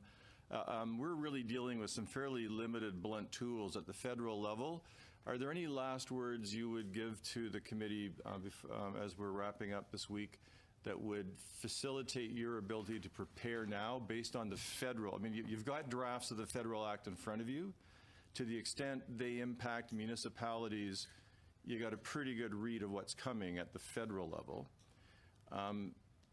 Is there, that's why I'm a bit, I understand you have a lot of detail yet for the provinces that you need to distill and understand, but is there any last federal direction that you're looking for clarity on, or areas that you're concerned about, other than the timing? Is that for Lisa? Yes, it's for you, Lisa, and for yourself, sir. Okay, so Lisa, do you want to go first? I can't see you. Sure, that's fine. Thank you, Bill. So in regards to the ask, I guess, is I would like it to include a municipal revenue source in order for us to be able to cover the costs that we're going to incur for this. And I think that that's a really strong point that's been made by FCM over and over again. As well, I like some assurances that we're going to be able to get the training in place, and that's going to happen, and it's going to be covered through all different municipal police type of enforcement services. And then I would also, I would ask that you implore the province that we sit down and have a conversation about what it looks like in a year, in 5 years, so that we're able to sit and say the outcome of this is what, and how can we all work together to get there. Thank you. So thank you very much for that question. Just in response to Lisa's comments, I would piggyback on that and say that, sure, let's have a continuous conversation over the next 5 years, but we do need to start as well to have a dialogue and conversation immediately. I don't want to repeat a lot that I've said, but certainly we have said all along that we want to engage as partners, and we can do the job of giving the tools and information resources to act now. So I just want to leave to be hopefully at the end of the day, and hopefully you folks are going to get your chance to hop on flights soon and head back to your respective hometowns. But I want to leave you this hopefully very valid and strong point that there are many examples and data that we can draw on from our neighbors in the south, and the Denver model, a municipality with just under 700,000, the costs associated with public health, education, enforcement totaled $7 million at the startup. Those projected numbers from 2016 for one municipality were about $9 million. So that is the plea for us to be engaged with you as a national organization on an ongoing basis immediately, and please consider startup costs and the ongoing model to provide municipalities the funds they need. Thank you very much. We have to move along now to Mr. Davies for the last question of the week. Ms. Emery, I want to address this question to you as someone who's operated a dispensary. Prime Minister Trudeau also said this: the challenge of getting this important initiative right is one of ensuring we are broadly listening to partners, to folks in the medical marijuana industry, to municipal partners, to provinces, and drawing from best practices from around the world. We're going to get this right in a way that suits Canadians broadly. Now, I want to ask you a question about edibles and concentrates and other products that C-45 will continue to make illegal. We've heard evidence before this committee that Colorado, Washington, Alaska have all legalized edibles.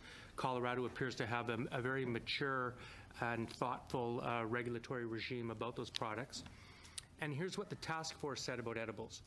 In weighing the arguments for and against limitations on edibles, the majority of the task force concluded that allowing these products offers an opportunity to better address other health risks.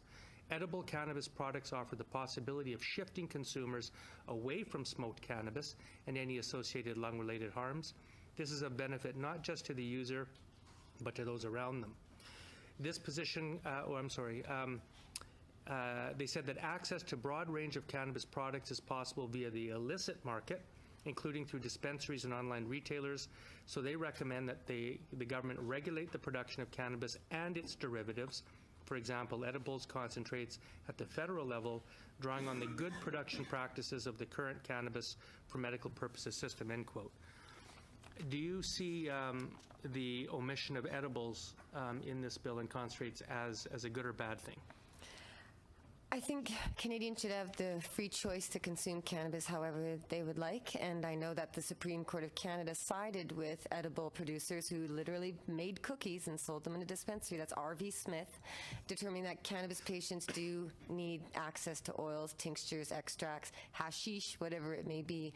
Edibles are extremely valuable, and we know that in Toronto, when the police cracked down last year, they really targeted edibles, and seniors are the ones who are hurt most. Elderly people, grandparents who come in and they're tired of these pills that they're on, they're tired of being unable to sleep, and all they know is that a couple bites of a cookie at night after dinner helps them feel better. No law should prohibit someone from having access to that. And if you'd like to see what branding and advertising and edibles look like, go to a cannabis event. Just follow my social media if you like, or check online, and you'll find that there are these marijuana events everywhere. There was an event called the Karma Cup that just happened. And you can see there are dozens and dozens of brands that are sophisticated. They've got logos, they've got products. They've put a lot of time and effort into this because the producers of edibles in this country are not shady dealers on the street corner trying to get kids to use pot. They're conscientious Canadian citizens who are trying to provide a much-needed service. Edibles have to be legal. I personally don't believe the federal government should be managing all these little details. I think cannabis should be removed from the CDSA and let everybody figure it out as they may. But edibles must be legal. They must be allowed. Thank you. Mr. Emery, The task force also said this about e-commerce mail order. Consideration should be given to ensuring that online retail sales have appropriate consumer safeguards to accommodate those who may not have access to storefronts, for example, small communities, rural and remote locations, mobility challenged individuals. A direct-to-consumer mail order system for non-medical cannabis should be considered. You're probably aware that C45 does not contain a permanent national e-commerce platform.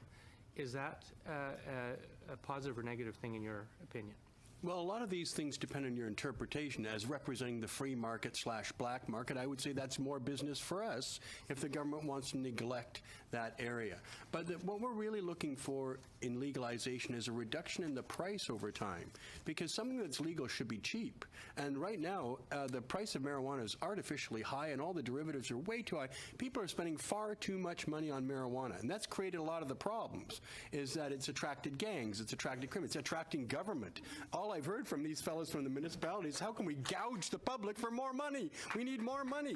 And somehow legalization is going to cost every single bureaucracy more than it did before. The cities are going to spend millions. The cops are going to spend millions more. You'd think we were doubling up on the criminalization, which we may well be doing, and that's why we have to spend all this money, because it doesn't sound like legalization from anything I've heard from a municipality, from a provincial government, or from anybody here. It sounds like you're all into control and gouging as much money out of a vulnerable population of pot smokers as you can possibly get. And that, to me, is the real reason for this legislation. It's not to legalize pot. If it was legalized pot, Mr. Trudeau would say, Mr. Speaker, we have a majority. We've just removed cannabis from the schedule. My health minister will direct that, and from now on, the provinces are free to regulate. And that would be the whole legalization campaign. Instead, you've got 300 pages of a Cannabis Act that recriminalizes everybody, makes a huge bureaucracy of government at all levels, which we don't need, spends a lot more money, gives police more power. That sounds like prohibition. Thanks. Mr. Speaker. Time's up. Okay. Mr. Speaker, I'd like to move my motion now, if I may. As I've given notice yesterday, I would like to move that pursuant to Standing Order 1082, this committee meet for an additional 2 days for the purpose of the consideration of Bill C-45, an act respecting cannabis, and to amend the Controlled Drugs and Substances Act, the Criminal Code, and other acts, and that the chair be empowered to coordinate the witnesses to a minimum of 32 witnesses, 8 per stakeholder group, the resources and scheduling necessary to complete this task in accordance with the following guidelines. Let's excuse the witnesses. They've been here a long time. Then we'll continue on with your issue. Okay? Is that all right with you? I got all the time in the world. All right. Unemployed. But we invited the witnesses to be here. You said, Mr. Chair, that I was the last speaker, so whether they're sitting there or not doesn't seem to really matter. But I just think we should thank the witnesses and for their contribution. They've all made a unique contribution, everyone. We value them all. They're very important testimony today. So on behalf of all the members of the committee, I want to thank you all for your contribution and your information. So with that, go ahead. I'll just continue reading. I'll continue reading where I was. 1. Witnesses are to represent the following stakeholder groups in 4 2-hour panel blocks per day. 1. Existing Canadian licensed producers and dispensaries. 2. Producers of edible cannabis products and other non-smokable forms of cannabis. 3. Ordinary Canadians who made a written submission to this committee regarding C-45. And 4. Young Canadians, 15 to 24 years old. Number 3, that witnesses for each panel block be allotted as follows: 2 Liberal, 1 Conservative, 1 NDP. 4, that witnesses be directed to prepare oral remarks for 10 minutes in length, and that the witnesses be invited to submit written statements prior to appearing. And 5, that the meetings be held prior to September 30, 2017. Mr. Speaker, I'm going to speak to my motion and give the rationale behind it. C-45 is groundbreaking legislation in many respects. It changes a century of legal, social, economic, and cultural policy in this country. It's 131 pages long. It's 226 sections plus schedules. It deals with a number of complex issues about cannabis decriminalization. It involves cultivation, possession, age of access, health impacts, enforcement, production, packaging, labeling, international implications, edibles and concentrates, education, research, and other issues.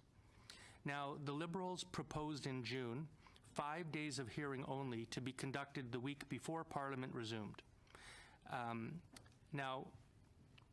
They solicited the opinion of Canadians over the summer when Canadians are probably least engaged in public policy.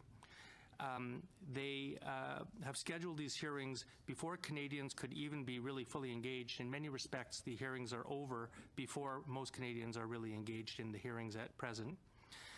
By scheduling the entire week of hearing before the House of Commons, it avoids scrutiny in the House of Commons and restricts the ability of MPs to raise evidence that we hear in the House of Commons to question the ministers and government, as responsible government should allow us to do. It restricts the committee's ability to properly follow up on issues that arise from the testimony. And we've heard a lot of testimony this week that raises many issues that I think MPs on all sides of the table would like to be able to follow up on. Now, at that time in June, both the New Democrats and Conservative opposition objected to those 5 days. We said we need more days.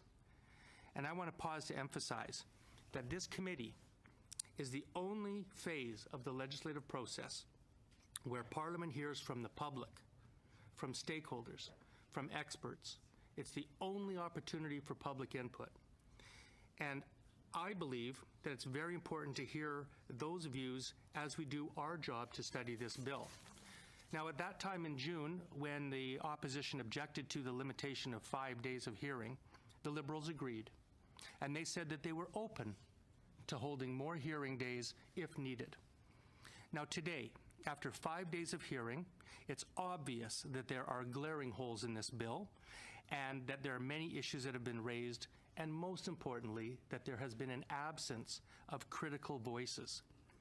We have not yet heard a word from young people. We haven't had one witness aged 15 to 24. Yet, Mr. Speaker, we have heard from all sorts of people about how important it is that we get this cannabis legislation right for young Canadians, the health impacts on developing brains, how important it is that we talk to young people in a manner that they will accept and understand, how we're to be protecting the health of young Canadians, and yet we don't bother to listen to a single one to tell this committee about their access and how they feel about this issue. We haven't heard a word from ordinary Canadians, and there were many ordinary Canadians who wrote this committee with submissions and requested to appear. We didn't schedule one of them. Third, we haven't heard from any licensed producers themselves, the very people who have been growing legally cannabis in this country for the last 10 years. And fourth, we've heard a lot of evidence, and I think some exaggeration and maybe even some mythology about the impacts of edibles, but we haven't heard from a single edible and concentrate manufacturer or industry. Now, quite honestly, I think that these are glaring errors. Yet, for some reason, I believe that the Liberals do not want to hear from a single one of these groups. Now, Mr. Speaker, Mr. Chair, the New Democrats support legalization. We broadly support this bill. Frankly, we believe that this bill can be brought into force by next July, and we're willing to work with the government to do so. We want to work with the government to fix the holes that are in this bill that we've already identified. The absence of edibles and concentrates, the fact that there's a lack of a national e-commerce platform, the fact that this legislation does not deal with pardons, the fact that we have border issues and international considerations. There's all sorts of aspects to this bill that I think require further scrutiny. The fact that it still criminalizes many Canadians, including maintaining a maximum penalty of up to 14 years in prison for Canadians. So it is not the New Democrats' intention to be deleterious or to delay in any way the government's stated objective of hitting July 1. That's why in the context of my motion in the text, I said that we could hold those 2 days by September 30th. We know that the ministers are scheduled to appear next week on Tuesday, and we know at that process we're going to need at least after that we're going to need at least a week or two to prepare the many amendments before we start the clause by clause examination of this bill, where we're going to go through the entire bill line by line and discuss and debate and move amendments. We are into October no matter what. So I think it's eminently reasonable to say, let's schedule 2 more days of hearing to hear from those groups that are so important to hear from prior to September 30th, so that we can make sure that we have the broadest, most comprehensive evidence and information that we can get before this committee, and still allow the government to meet its stated objective. Now, I'm going to conclude by saying it's my understanding that the Liberals are going to vote against this motion. They're going to have to tell Canadians, explain to them why the voice of youth are not important to inform this bill, why the voice of ordinary Canadians are not important. And I want to stop and say on that this bill isn't for producers, it's not for dispensary owners, it's not for edible manufacturers. This bill is for the millions of Canadians who voted last election for the promise of legalization of cannabis. And to proceed with this bill without hearing from them is unacceptable. You know, the government side may argue, well, they heard from the task force. That was to inform the process. What I want to hear from are those people about this legislation.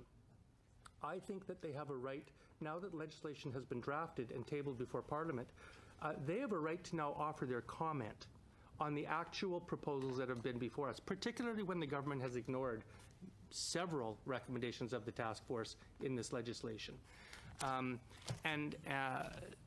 So I really hope that the Liberal government will see fit to include these important voices. And if not, I hope they have a good explanation as to why these important voices are not important to be heard at this committee. Where, I will conclude here, the difference is this. It's not enough to say that people can contact MPs on their own, or we can hold town halls, which many of us have done or are doing. To testify at this committee is to testify in front of the entire Health Committee, in public, recorded, televised, and in both languages. And that provides a unique opportunity to hear that voice that is not fully accommodated in any other fashion. So for all those reasons, Mr. Chair, I would urge my colleagues to support this very reasonable motion so that we can bring Canadians the best, safest, healthiest cannabis legislation that we can possibly craft as Canadians. Thank you, Mr. Chair. Ms. Sidhu. Thank you, Mr. Chair. Mr. Chair, I'll be speaking against this motion.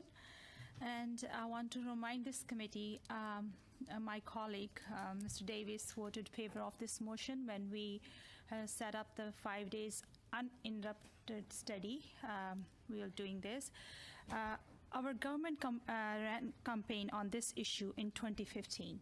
2016, Cannabis Task Force worked for 6 months, consulted over 30,000 Canadians, and traveled across the country and to the other jurisdiction.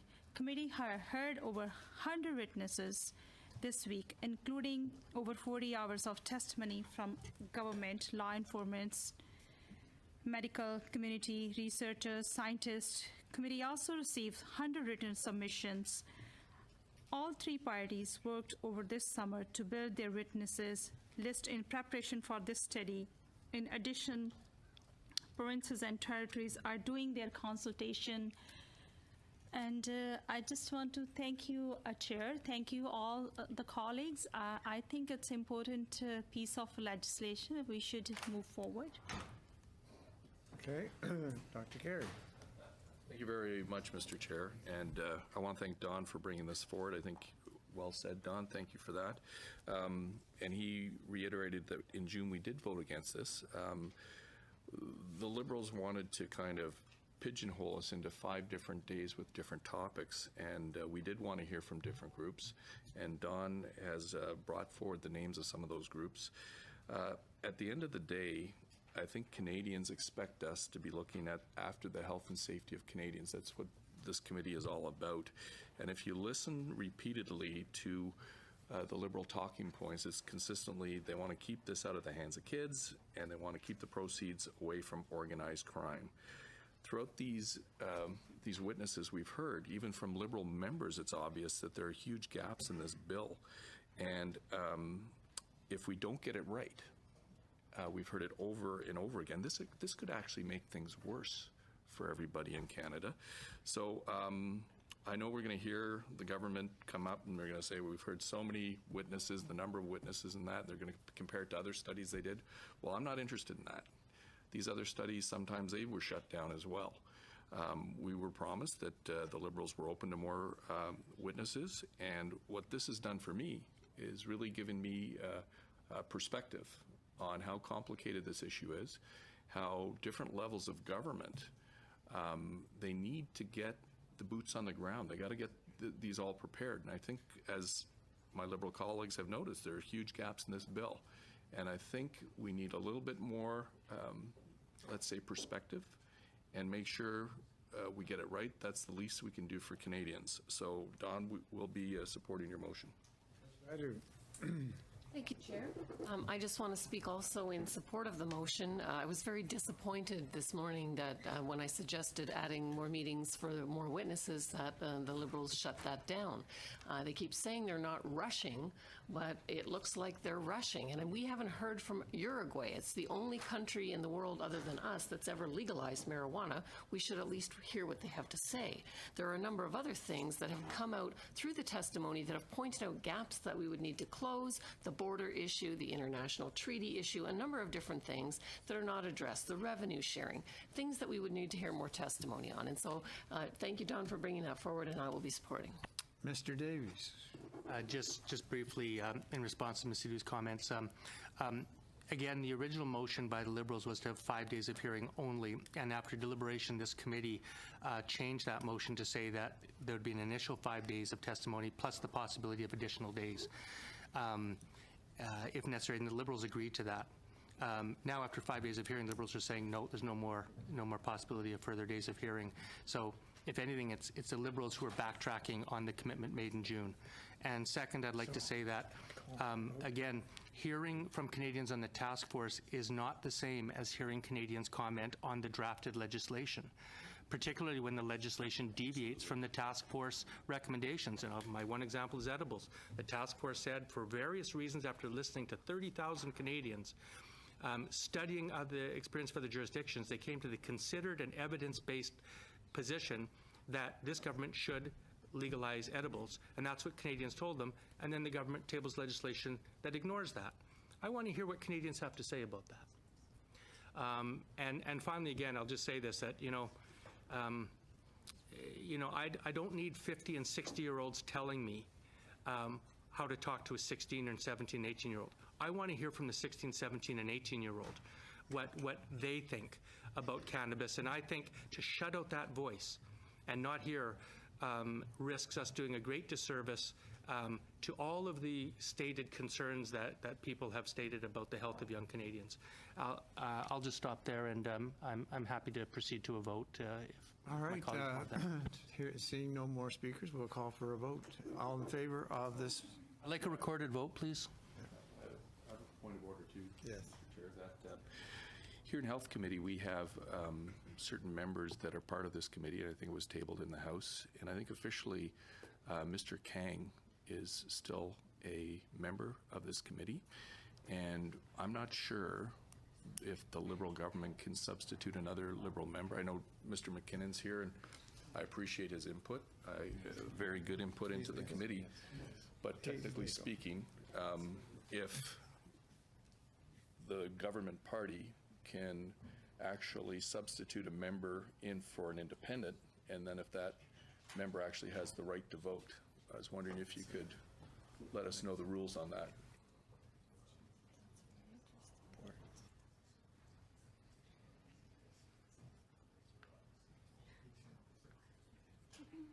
Okay. My ruling is that he can be substituted, and Mr. McKinnon is legitimate as a voting member of the committee. Mr. Davies. I'm sorry, Mr. Chair. I just want to make sure that I'm requesting a recorded vote, please, on my motion. Okay, we go to a vote. Monsieur Ayoub? On vote sur la motion de Monsieur Oui, sur la motion de Monsieur Davies. Contre. Dr. Larson? No. Mr. McKinnon? No. Mr. Oliver? No. Ms. Sidhu? Dr. Carey? Ms. Gladu? Yes. Mr. Davies? You betcha.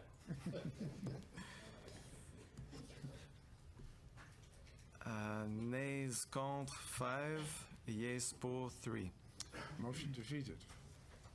So, that's the end of meeting 68. Thanks very much, everybody.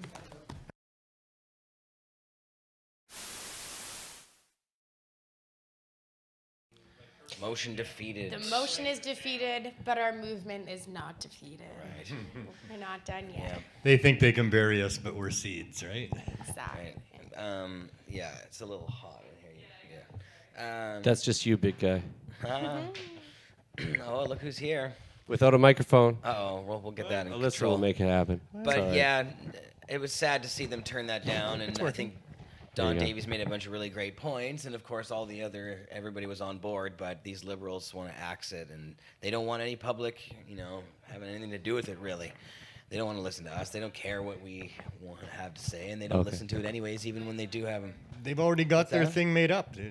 Well, We're and good? the entire thing, as Sony pointed out, their entire thing is they're trying to write these laws around protecting kids, and they haven't spoken to a single person between the ages of 16 and Yeah. 24. How does that make any sense? So you're writing these laws for someone, and yet you have no care whatsoever what their input is? Are you actually writing those laws to improve their lives or to control their lives and constrict their lives? They're to writing the enjoy way that laws they want to them fatten their pockets, and that's the only reason, Carly Yep. Marley. What's up, everybody? I didn't mean to come crash the show. Hi, I'm here for a second. Yes, you did. Yeah, I did.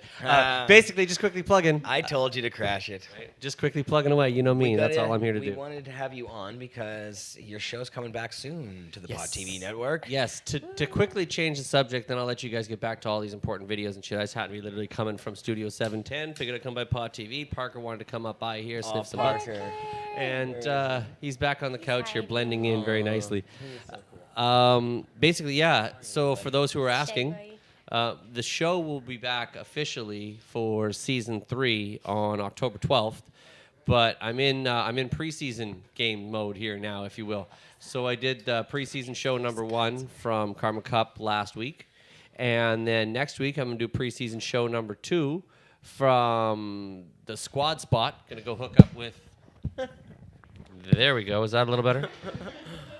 I'm gonna go hook up with the guys from the Squad next week. They've got some kind of cool announcements to do. Plus, they're also hosting the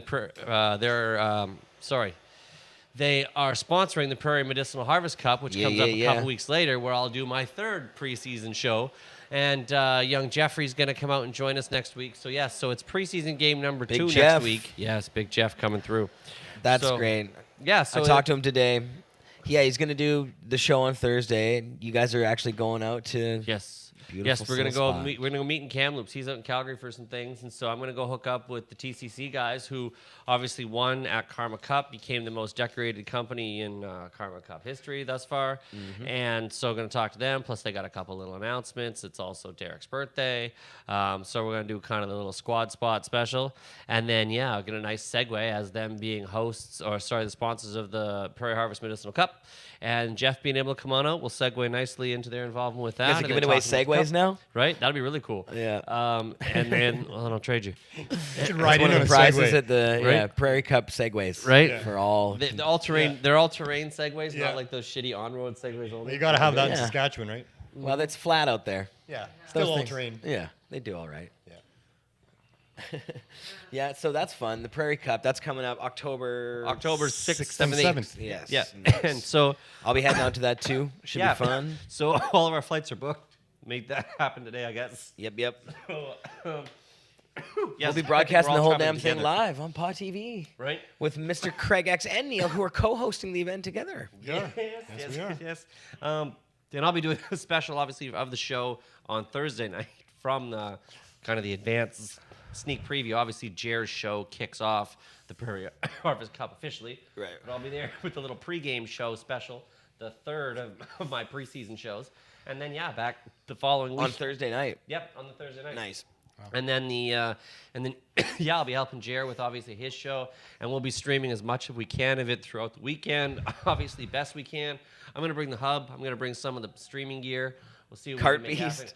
happen. Cart Beast. I don't know if Cart Beast would really be suitable for the It's not really all terrain. No, we need, yes, the Segway will have to do it. Might have to just attach it all to the Segway. Yeah. But we're going to make something happen, making some sort of broadcast. You know, it's a nice ease way back into the season, right? I didn't want to take the whole time off, but I didn't want to rush into it because with all these, with Karma Cup, Prairie Cup, yeah, all this fucking shit, Cuptember, Cuptober, all the in-betweens, all the specials, all the different shit that there is to go on, and do the shows, and build out the new studio, and on the office, and everything that's going on with that, and try and, like, sleep in for like 5 fucking minutes. So that's the other thing so. I wanted to talk to you about was I was fortunate enough the other day to actually have a little tour of the new studio. Yes. Studio 710. Pretty impressive stuff going on over there. It's really not put together yet. You guys are still in the paint mode and all that. But it's all black in the studio office now too. The two coats are on. Like It looks in here. looks Yeah. pretty crispy, yeah. And I mean, this place is a great place, downtown Vancouver. It's not very far from here. It's on the same street, just down a little further. Yep. And Couple blocks up, you couple guys blocks over. are up on the 6th floor, Seventh 7th floor. 7th floor And of you- 7th a floor. Beautiful so technically balcony. it's a penthouse. There's a super dope balcony. Yeah, That 1,000 is- square foot yeah. patio out there that we're going to have some very private industry mixers on. We're going to do some special live broadcasts from. It's going to be really, really cool. Yeah, it's a great spot. We're lucky to have it. We've got the whole floor up there in a very exclusive private access kind of building where we be able to broadcast all kind of marijuana media, all sorts of different shows. You know, it's great working for Pod TV. Don't get me wrong. I'll always be happy to continue to collaborate with Pod TV, of course, and continue running the show there. But this is just an evolution of kind of, you know, what Expert Joints is doing, and I'm trying to produce content for lots of different channels and avenues and open it up to not just talk shows, but cooking shows and travel shows and just the mainstreaming of marijuana-ing. Hell yeah. And do cross-collaborate with everybody. I want to get all of the usual suspects over working on multiple We'll be networks. playing your and- shows one way or another. Right, so. exactly. And I want to be producing content in conjunction still with you guys, but doing some of it out of there because we're going to have a little bit, no disrespect to Pot TV, but we're going to have, you guys, Pot TV and Cannabis Culture, you guys have like 9,000 things on your plate. Yeah. This is all we're going to have on our plate. Yeah. So we're going to be bespoke, just producing content and making that happen. So we're going to do that for everyone and everything, and it'll be our focus. And it'll be really, really fun and really cool what we have in plan for, you know, the proper multi-marijuana media studio here, smoke-friendly space, another one downtown. Good spot to have, man. So looking forward to more of that. And yeah, stay tuned for more of the developments in that. We're going to do green screens and LED walls and all sorts of shit like that. Like, we're trying to do it proper as we can. So it'll be a lot of fun. I'm excited about what might be there. Right? Yeah. Well, happy to continue to do it. Happy to continue to share it. And you know me, man. I'm going to be trying to cross over on all the different platforms and all the different outlets I can get. If I can parlay this High Times things and the Highway thing, check me in the Highway magazine. That's cool. Well, and you're in there that too one's as great. well too. Yeah. Yeah. I'll bring it by on Monday. What I'm gonna do is just a list, so you know, I'll be crashing all the shows this week for just a few minutes to come in and just say, hey, make sure you tune in on Thursday, and then I'll leave you alone for a little while, and then I'll come back again and do it. It's a promo tour starting. That new issue of Highway, it has a lot of really great stuff in it. Yeah, they have a feature on the Karma Cup, and they have some great information in there as well too. And a little article with yours. Canna Gems is in there too. Yes, it is. Yes. Brittany and Karina's Canna Gems. Yeah, They have a it's thing great. on that, and So and Carly is in there too. So yeah, you make a little cameo. And yours truly. Yes, and Jer and Jody. There's a photo from us at the Cannabis Life Network conference together that they took of all of us in front of the media wall, right from the interview. So, yeah, no, shouts to Carly for the cameo. Shouts to Jer for being in there, and Jody. And shouts to Jody and Mark and everything for today, of course, and everybody doing it, and Dane and all that stuff, and all the important shit. But anyway, I've made my pajama jam. We'll see you next Thursday, 4:20 from Kamloops. And, of course, I'm going to be whoring myself out through most of the rest of the shows here for the weeks in between. And stay tuned for much more. You guys get back to the good shit. I'm going to take Parker and go home now, get a sandwich or something. Neil, we'll see you soon. All right. All right. Good job. Go to Finch's if it's still open. They make great sandwiches. Closes at 4 o'clock. Oh. First Finch's ever. It was great. Yeah. All right, brother. See you Monday. All right, Holmes. All right. Love you, brother. You should bring Parker. Peace, Holmes. Oh, yeah. Bye, Parker. Oh, he's so cute. I wish we... So Wait, handsome. do we have the Parker cam here? Hold on. Parker cam. He's such a daddy's boy. Look at Parker cam. He is a good boy. Parker. Boy. I love his little outfit. He looks like he's ready. He's a police dog. He's got his bulletproof vest on. I love how he looks like a grandpa. Ready puppy. for Ready He for a has such mission in puppy Iraq. face. Right, there you go, Parks. All right.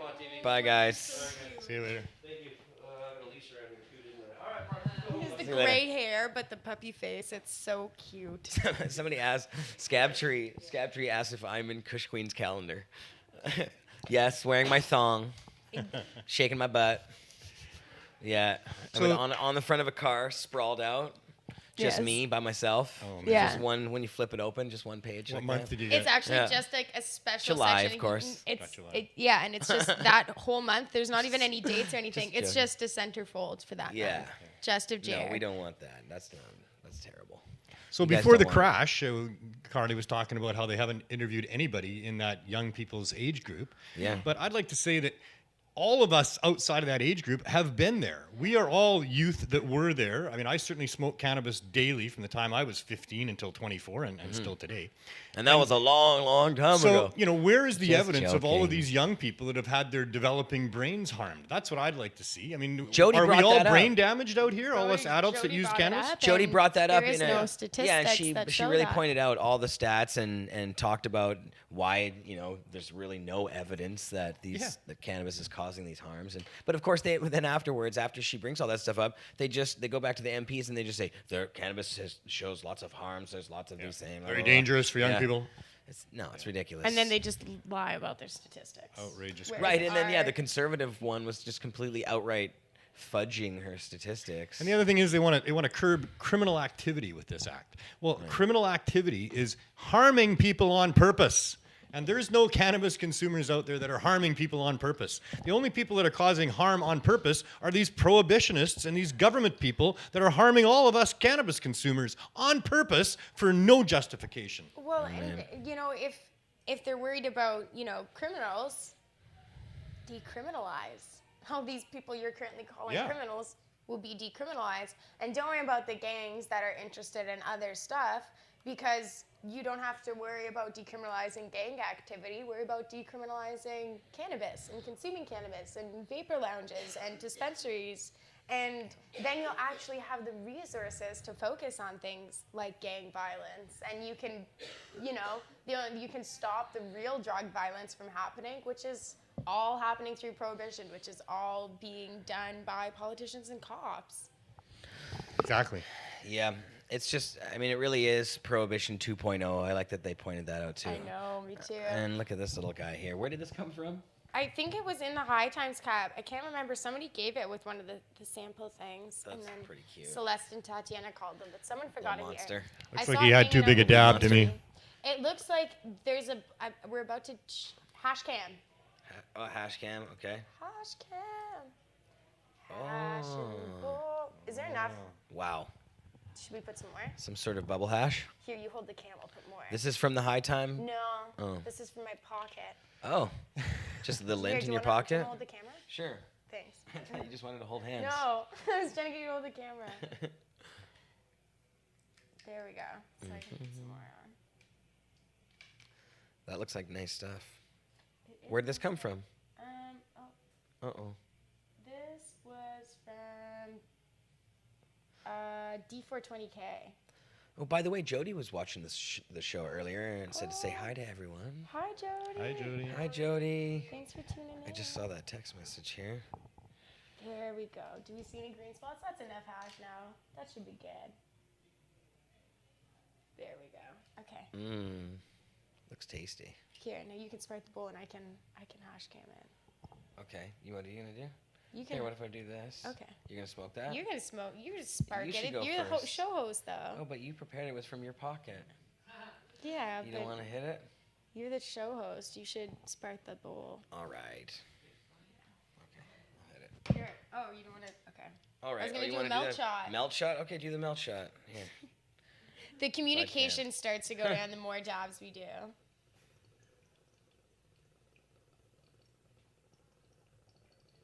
Okay. Here, take the.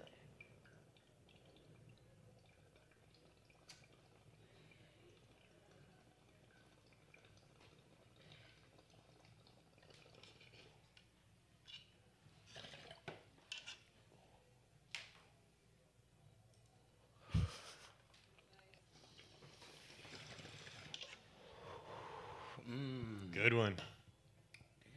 It's nice. Oh my God, it's so clean.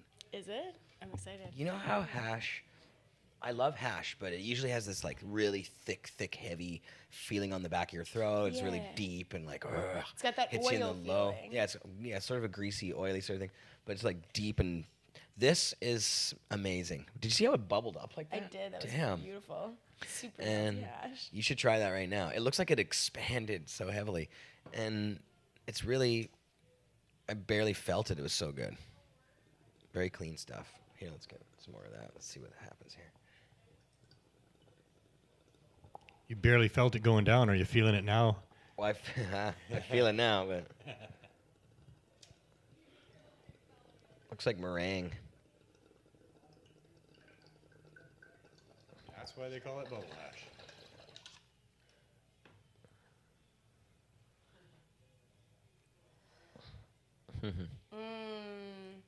Who's up next?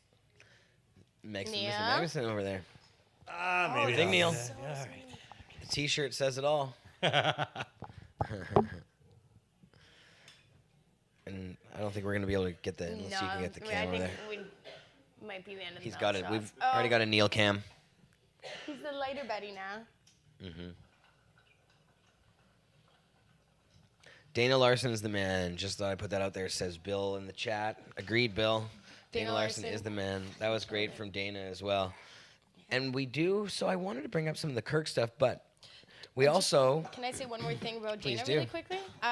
He actually gave each of the committee members a copy of his book, Cannabis in Canada. Yes. The Illustrated History. Which I thought was really cool because none of them can say they didn't know the truth. And everything in his book has been very well researched. And they can read it in comic book form as well, or Exactly. illustrated it's at nice least. and digestible. Yeah. It won't take you guys too long to flip through. But it was like over 14 years he worked on the book. It's a really impressive book. So if you're a fan of Dana's, you should go check it out. And you can purchase that book online at cannabisculturehq.com. So. We were supposed to have Mark Klokeid on the show. Kush and Cup coming up Kush tomorrow. Cup. Tomorrow. But he is doing a bunch of stuff right now. He's kind of running around busy. He was going to come in and actually be in the studio, but we're trying to now work out a good time to Skype here if possible. So we're still negotiating on that one. But of course, the Kush Cup, Mr. Magnuson, you might be able to tell us a little bit about the Kush Cup since you've been there every single year. Pretty much, And yeah. I think when you called me earlier, you're like, are you going to talk about the Kush Cup? Well, it's tomorrow, right? Right. It's coming up really fast. Are you So going? I'm going for You sure. are. I'm co-hosting with Rasta Mike there. Yep. And there's going to be a couple of great hip-hop acts that he's got going on. It's out in Maple Ridge on private property out there. Yes. There's going to be vendors selling all cannabis products and lots of things going on. It's $20 admission for the day, which is super cheap. Or you can buy a judge's kit or a VIP pass, actually is what it's called, and do the judging and go on the boat cruise on Sunday. And I think that's $250. So that's a bargain for a boat cruise. And that's the one where you get all the pot. Yeah. Right. But there, even when you go to the event itself, there's going to be stuff that you can sample there at the event. For sure. Oh, yeah. Yeah. Oh, yeah. It'll be a cannabis buffet, I am sure, all day long. He's got some great structures he's had made on the property. They got chandeliers hanging. It's going to be plush and beautiful, and it should be a great time. And the weather's going to be good as well. So, yeah, it should be awesome there tomorrow. That's tomorrow. $20 and you can go. Tomorrow. Yeah. Only $20. Kush.ca. Can you buy tickets at the door as well? I would imagine you can. Yeah? I'm sure you Okay. can. Yeah. I think you can. Cool. Yeah, and I mean, the Kush Cup in the past has been a pretty great event. You have to contact them to find out where it is, though. And it'll be released at the last minute. Well, you can find out if you go to kush.ca, there'll be, and I think even... It will be released, I think, maybe tonight or tomorrow. I'm not sure about that. But the actual location, you need to be wanting to go to find that out, apparently. Oh, okay. Yeah. Well, I mean, if you buy a ticket, they'll tell you where you Oh, yeah, absolutely. That's what I'm saying. Yeah, if you get your $20 general admission ticket, they'll tell you where it is. So best to go to the website if you want to go. Yeah. Cool. Yeah, and he's had great musical acts and other things in the past. The boat cruise is always fun. Boat cruise is epic, always. The boat Trailer cruise Park was so much Boys fun. have joined us on the boat cruise before. Yeah. Who that was else? so cool. I think... That was so cool. Be Real from Cypress So Hill cool, has been yeah. on the boat cruise before. Yeah, We yeah. got high with Be Real. And yeah, it's fun cruising out on the harbor. Yeah, it's kind of on the unique. high For sure, the Kush seas. Cup is very unique in that respect, is the boat cruise, for sure. Yeah. I love I really like boats, and I really like to get high. So it's a lot of fun getting high on a boat. That's a great combination. Yeah. Oh, Watermelon might be on the boat. Watermelon. She's campaigning. Speaking of watermelon. Mr. Magnuson had a brochure in his hand. You do, yeah. Mary Jean Dunstan, Watermelon. You know her as Watermelon. Soon you'll know her as the mayor of Vancouver. I haven't seen that yet. Can I see that, Neil? I haven't. Sure can. We just got these yesterday, actually. Sensible Vancouver Association. So yeah, we started a new political party. Yeah, Sensible Vancouver. And this is Dana Larsen. And Dana Larson is the Neil, campaign manager. And we've got a huge campaign team. We've got over 80 volunteers signed up. We got a meeting with dispensaries coming up again on Sunday. So we've got dispensaries behind us. Mary Jean is really a great candidate. She's very articulate. She's very bright. She's a businesswoman. She's been at it for a long time in Vancouver as an activist. She's really got her finger on the pulse of the main issues going on here. It's certainly not just about cannabis for her at all, although that is, the thing that she's most versed on. But she's getting right up to speed on homelessness, and what she does understand about homelessness is what we need to solve homelessness is homes. Damn it! And it costs $79,000 in emergency and services for homeless people. Each homeless person every year. We are paying $79,000 in costs for homeless people to get services and emergency services and all those types of things. It would cost half that to put them in some type of housing. So it's something that really needs to be done. The homeless situation is horrible. There's the fentanyl overdose crisis, which is front and center now with what's going on here. We've got over 900 deaths this year coming up in British Columbia. And she's all behind this project as well. We're doing the Cannabis Substitution Project. It's been going on for 6 months now, where we've been putting all kinds of edibles and cannabis into the downtown east side, giving out care packs to about 170 people every week. So that's an awesome project as well. But Mary Jean, she is just such a viable candidate, and it is possible to do this. Not many people vote in by-elections, which is what happens. And in this particular by-election, we're only electing one councillor and a school board. So it's not like the mayor's being elected or anything like that. Vision is not being threatened by this by-election because they're still going to have a majority. So we do think it's quite possible that we could get Mary Jean in there as a councillor. And of course, she wouldn't swing the majority, but she would have a voice, and she'd be able to put input in where we haven't had before, ever. I've been thoroughly disgusted with our city councils here in Vancouver over the years. We as a city of Vancouver and a group of people as activists here have really moved our agenda forward. We've been leaders all across Canada and throughout the world on these issues, but not because of our city councils in Vancouver, that's for damn sure. They've been dragged kicking and screaming into progressive policies all the way through. And still now, with the regulations that they've put onto the dispensaries that they're going to license, are completely out of whack. We've got thousands of recreational alcohol dispensaries in this city that aren't governed by any of these types of ridiculous restrictive regulations that they're putting onto medical cannabis dispensaries. So we need to have a voice on council that'll speak to that. Mary Jean's got that down pat. She's going to be there for those dispensaries. She's going to be there for the cannabis consumer coming up for the, and I think that the timing of this is really special too. This is a very pivotal time in the history of what's going on here. We can get her elected to council. That gives us a voice. Within 18 months, we're back to the polls to vote in a new mayor and council, and she will obviously do a great job if elected as councillor and get that again. And by that time, Sensible Vancouver, the real visionaries, Sensible Vancouver, will have a bigger slate of candidates to run in that election. We could eventually take over council. We could have a mayor that's cannabis friendly, and then we could really lead the world in progressive policies with respect to cannabis and these other issues of homelessness and economic viability and all those other things. So it's very exciting. I'm very, very, very excited to be part of this campaign to get Mary Jean elected, and I'd like to see all of us in Vancouver get out and vote. That's so important. It doesn't take much. There's a couple of advanced voting days coming up that we can get people out to vote at, and if we get 30 or 40,000 people to vote for her, we'll get her on a seat on council, and that's very powerful. And Watermelon is very powerful herself as a candidate, I think. Absolutely. I'm so impressed with her every time, and she's really taking this seriously as well. She's upping her game considerably from where she's been, and she's always been a bright, articulate spokesperson for our cause. So, she's really taking this seriously. She's really got her heart and soul going on into it. So, very, very excited I think she about can this. do it, and she's got a lot of great ideas and really knows her stuff, so. Well, she's we're grounded, happy- she's sensible, she's happy to have her reasonable, represent she's our in community. touch with these issues and with the people on the street, as opposed to the rest of council that forever have been in the back pockets of developers and not interested in the average person or the Well, citizens of Vancouver. I don't know. Not some of the councillors. I think. I mean, it's a sliding scale. Yeah, I'm being a little bit extreme in that, Yeah. but certainly those that carry the day have been more in favor of developers than certainly our issue. That's for Right. That's for There's sure. a few on there that are pretty decent, but Yeah, I don't mean to paint them all with the same vision brush or NPA brush, but. All right. So I think Klokeid's not going to be able to make it. Oh. Right. Well, if you guys want to see Klokeid, Yeah. guess that means you'll have to pay $20 have to and go head to the on Kush down to the Cup. Kush Yeah. Cup. Yeah, he said his text isn't making sense. Oh. $20 is a steal, right? Oh, he's dealing, General admission, $20. He's dealing with a bunch of stuff right now, so he's. Oh, I'm sure he's of busy course- like crazy. Anybody I putting know, on these that's cups why goes we nuts, weren't right? sure if it was going to work, but Tell it's him all to right. let us know the event details, because maybe I can swing by and do some live streaming from the event if I'm able to. Ah, I'm cool. telling him all good. You mean you don't know where it is? I can tell you that. I kind of wanted to call Johnny B and see how he's feeling, because he was feeling a little rough earlier. He kind of cracked himself up a bit. Cracked Do that you rib, think didn't he? that? Yeah, he cracked his rib. Yeah.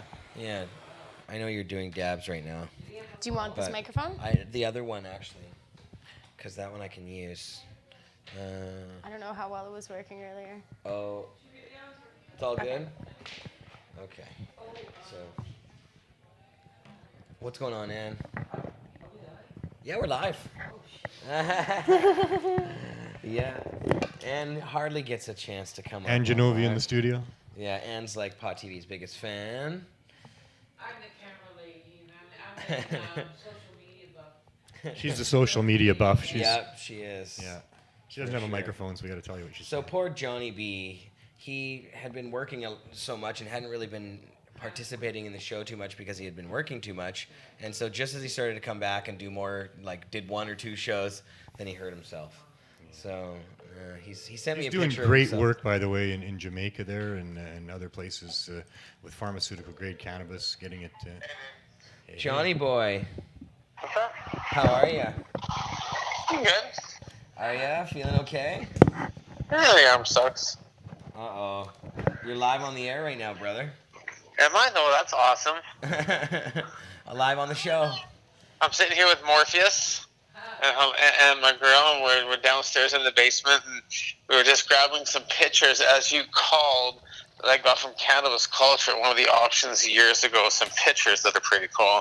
And I have like my 420 Weed Master that Bob High did, and all of my cannabis cups are here and all that kind of fun stuff. I just go through all of the archives of weed. It's like a lot of years.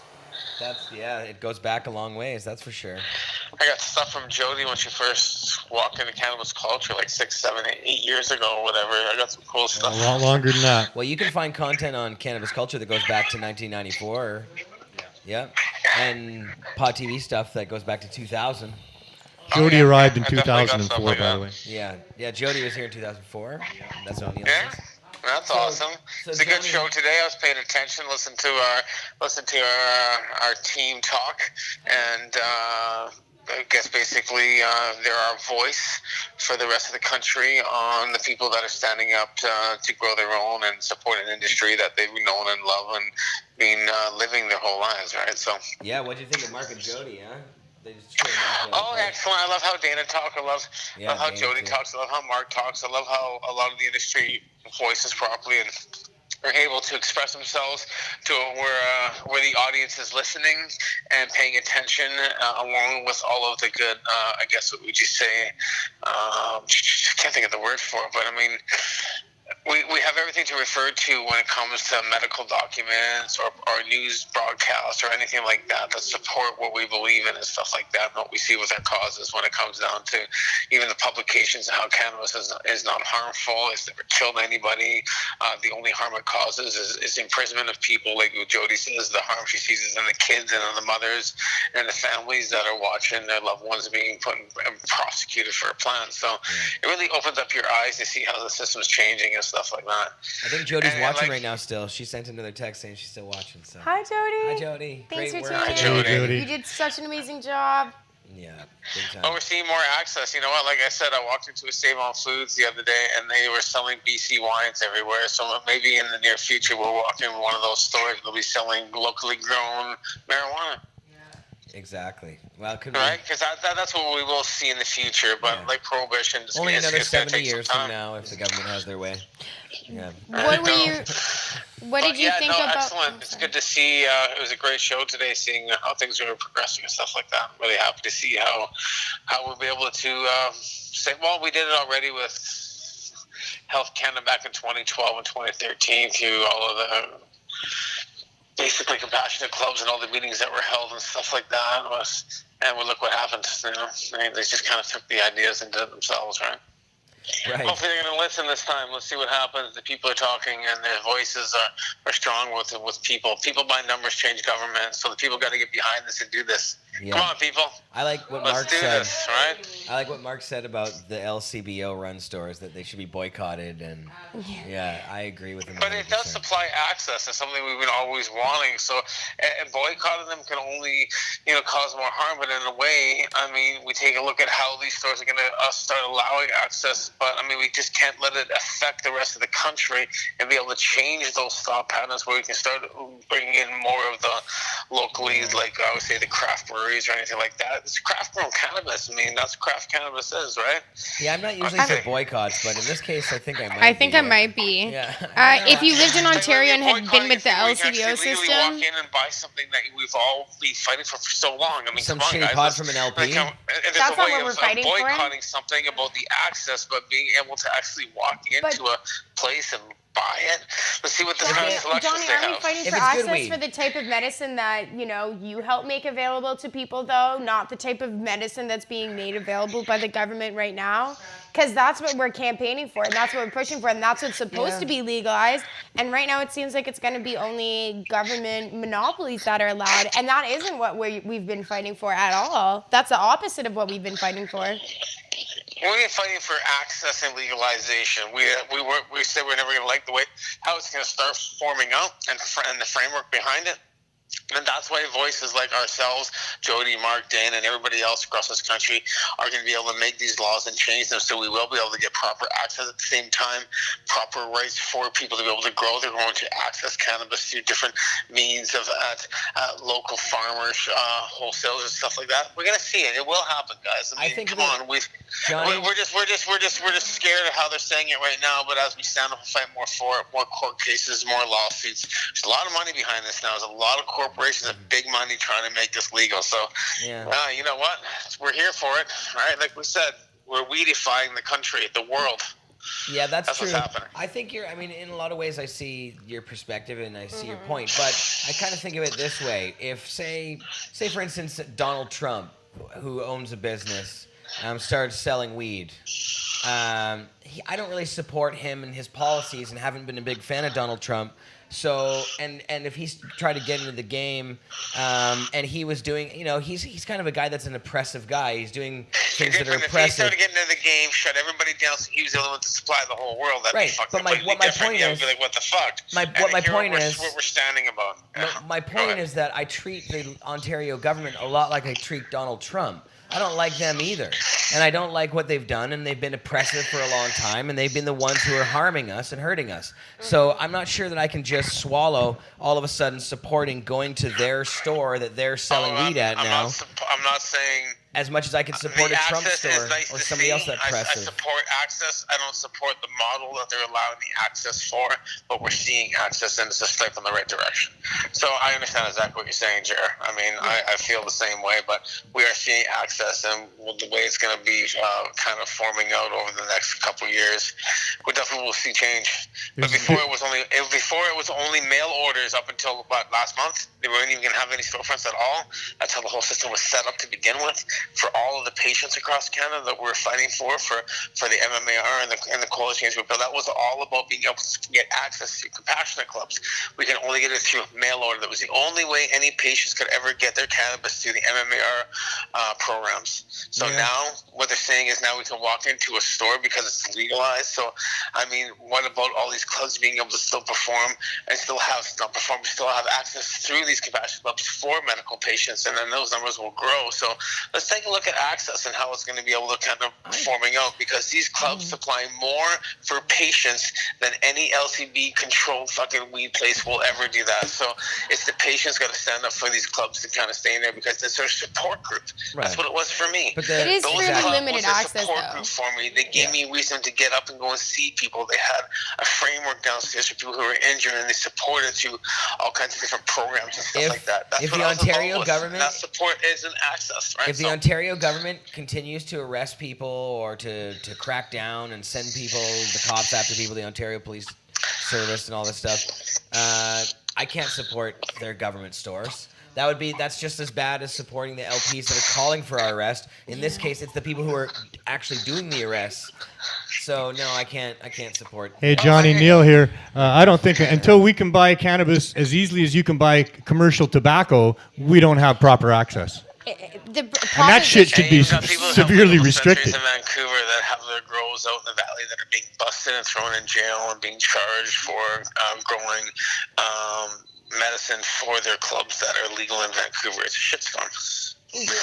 Yeah. But I mean, no matter which way we look at it, we'll always still grow our own. We'll always still hang out with our buddies. We'll always still pass a bag of weed over. We'll always do a trade or some kind of a deal. And they'll never take that away from us. There is going to be more access, They'll but I never mean, take if that you away look from at us. So, look at Ontario, though, well, there's going to be less than a store for every. It was more than 100,000 people, so there's going to be less than one store for every 100,000 people. And the thing is, too, with Ontario, Ontario is massively a rural area. There's a lot of Ontario that's northern Ontario, and there's a lot of rural areas, and there's going to be a lot of people who just aren't going to be willing to come into the city to go in and get their supply. And whether the government realizes it or not, most of those people are the people who are supplying to the city, so they won't need to worry about it. And then those poor growers are going to go and get hit under the new prohibitive laws. And it's really a shame. And I hope that it doesn't unfold the way that a lot of activists are seeming to see it is unfolding. Yeah, I think that we're in for some. I mean, you saw what they did with Don Davies, even trying to have a motion to include another week of. One person who's between the ages of, they don't give a 15 and 24, when that's the entire age group they're running these laws around. We're just going to have to show them by continuing to do what we do and continuing to use peaceful civil disobedience. As Mark and Dana said. And yeah. And it's going to happen. Are you going to continue breaking these laws? Like I just said, people by numbers change governments. It's just the people who have been dealing with fighting the Workers' Compensation Board, WCB, and slowly seeing change within their system to help people who be seriously injured and stuff. We've seen change within our governments. Well, the governments are changing right now and allowing legalization. They still haven't put that legalization into play of how they're going to perform it, and we're going to help mold those ways, and we will see the people like ourselves involved with this industry. And I'm not supportive of what they're doing in Ontario at all. I think it's wrong in a sense. It's just their way of being able to control it with distribution centers. If they're putting in more of a liquor store type system, there'll be a distribution center that will supply all of those stores, just like they do with the liquor control boards. All the liquor goes to one place, and then it's supplied to all of the liquor board, all the stores. It's not like all these stores are buying directly from, Jack Daniels and Weisers, and they're coming to getting all these different shipments in every day. That doesn't happen. It comes in one truck. So it'll be interesting to see how this whole system is going to set up, right? So who's going to be involved in these centers? Who's going to be involved working in these centers? Who's going to be involved supplying these centers? That's still up in the air. I'm really curious on what's going to happen. I guess we'll find out soon enough. We are going to be seeing what's going to be happening sooner than later, and yeah, it's scary, and at the same time, it's rewarding. It's kind of interesting to see as we're not going to be going to jail or prosecuted, but then again, at the same time, they're going to put more people in jail and prosecute more, put more money into crime against what they say growing, and I don't know, this whole thing with this marijuana bill that they're talking about, the amount of money they're using to go against people who are growing illegally or something. I mean, more people are getting busted now than I've heard in the last 6 months than I've heard in the last 6 years. Yeah, it's pretty brutal. It's fucked. Yeah, I'm hearing. I got calls yesterday. What do we do? And we have our old MMR licenses, but we moved them here. I was like, well, see, they don't know the law, and now they're being charged and thrown in jail. And they had their license, but they had to move, so they bought a new house, so they're still growing under their old license, but legally they're not allowed to. but then it's just the shitstorm. It's fucked. No, it's not good. No, and It's not good. well, and it doesn't look like it's gonna. There might be more of that before it calms down. So there Grow your own, be a bit guys. of a war ahead. Everybody just start growing them. They say 5 plants, grow 50. If everybody grew 50 plants, what would they do? There's not enough. Like Dana was saying, there's not enough jails. There's not enough enforcement to enforce these laws. So everybody, they're allowing everybody to grow 5 plants. Throw in fucking 40 or 50. If everybody did that, they would have no time anymore. And how are they? That's why Dana gave away seeds, right? That's why Mark sold seeds and gave them all away, right, to overgrow this government. So they're allowing us to start doing that. Everybody start growing. It'll be a bizarre thing when they start raiding dispensaries. Once there's like legal dispensaries in places that are like LP dispensaries, then they're going to be raiding other dispensaries for selling the same type of product and like ruining people's lives for doing the same thing that somebody else is doing just down the block. That doesn't make any sense. That can't happen. I don't think they'll be able to support the jails. I don't think the judges are going to put it out. I think it'll just turn into charges being dropped and little small fines and misdemeanors and just bullshit. There won't be enough court time to tie it up because we're going to keep doing what we're doing. Like Dana said, and I'm listening to it and stuff like that. Zachary says there just won't be enough enforcement, enough time to put everybody in front of a judge for measly little traffic crimes or having small amounts or over amounts of marijuana or going an extra 3 or 4 plants at their house or trading a joint to a buddy. We just got to do it. Just grow. Quebec says they're not going to allow anybody to grow. You see that one? Yeah. It's disgusting. These courts need customers. Think about it. Just think Johnny, about it. I love your optimism, Johnny, but these courts need customers. They don't need everybody. They don't want everybody. They're not going to arrest anybody, but they're going to keep arresting people. They're going to keep running people through the system. And because otherwise they won't have a system. They won't have use like for all these judges and lawyers and prosecutors. There's not enough crime in Canada to support all the court staff that they've got right now, and they don't want to lay people off. So that's why they want laws that allow them to keep arresting people, and they'll pick and choose who they want. Why can't they focus on real crime for once? Because there's not enough real crime to keep all these people employed. We don't need all the cops that we have. We don't need all the judges we have. We don't need all the lawyers that we have. We don't need all these people. We'll see you soon, Johnny boy. Love you too, brother. Thanks for letting me weigh in my opinions here and stuff like that. Like always, peace and love. Grow your own. Grow in peace. Have a good one. And have a fantastic happy weekend. Get well soon, Johnny boy.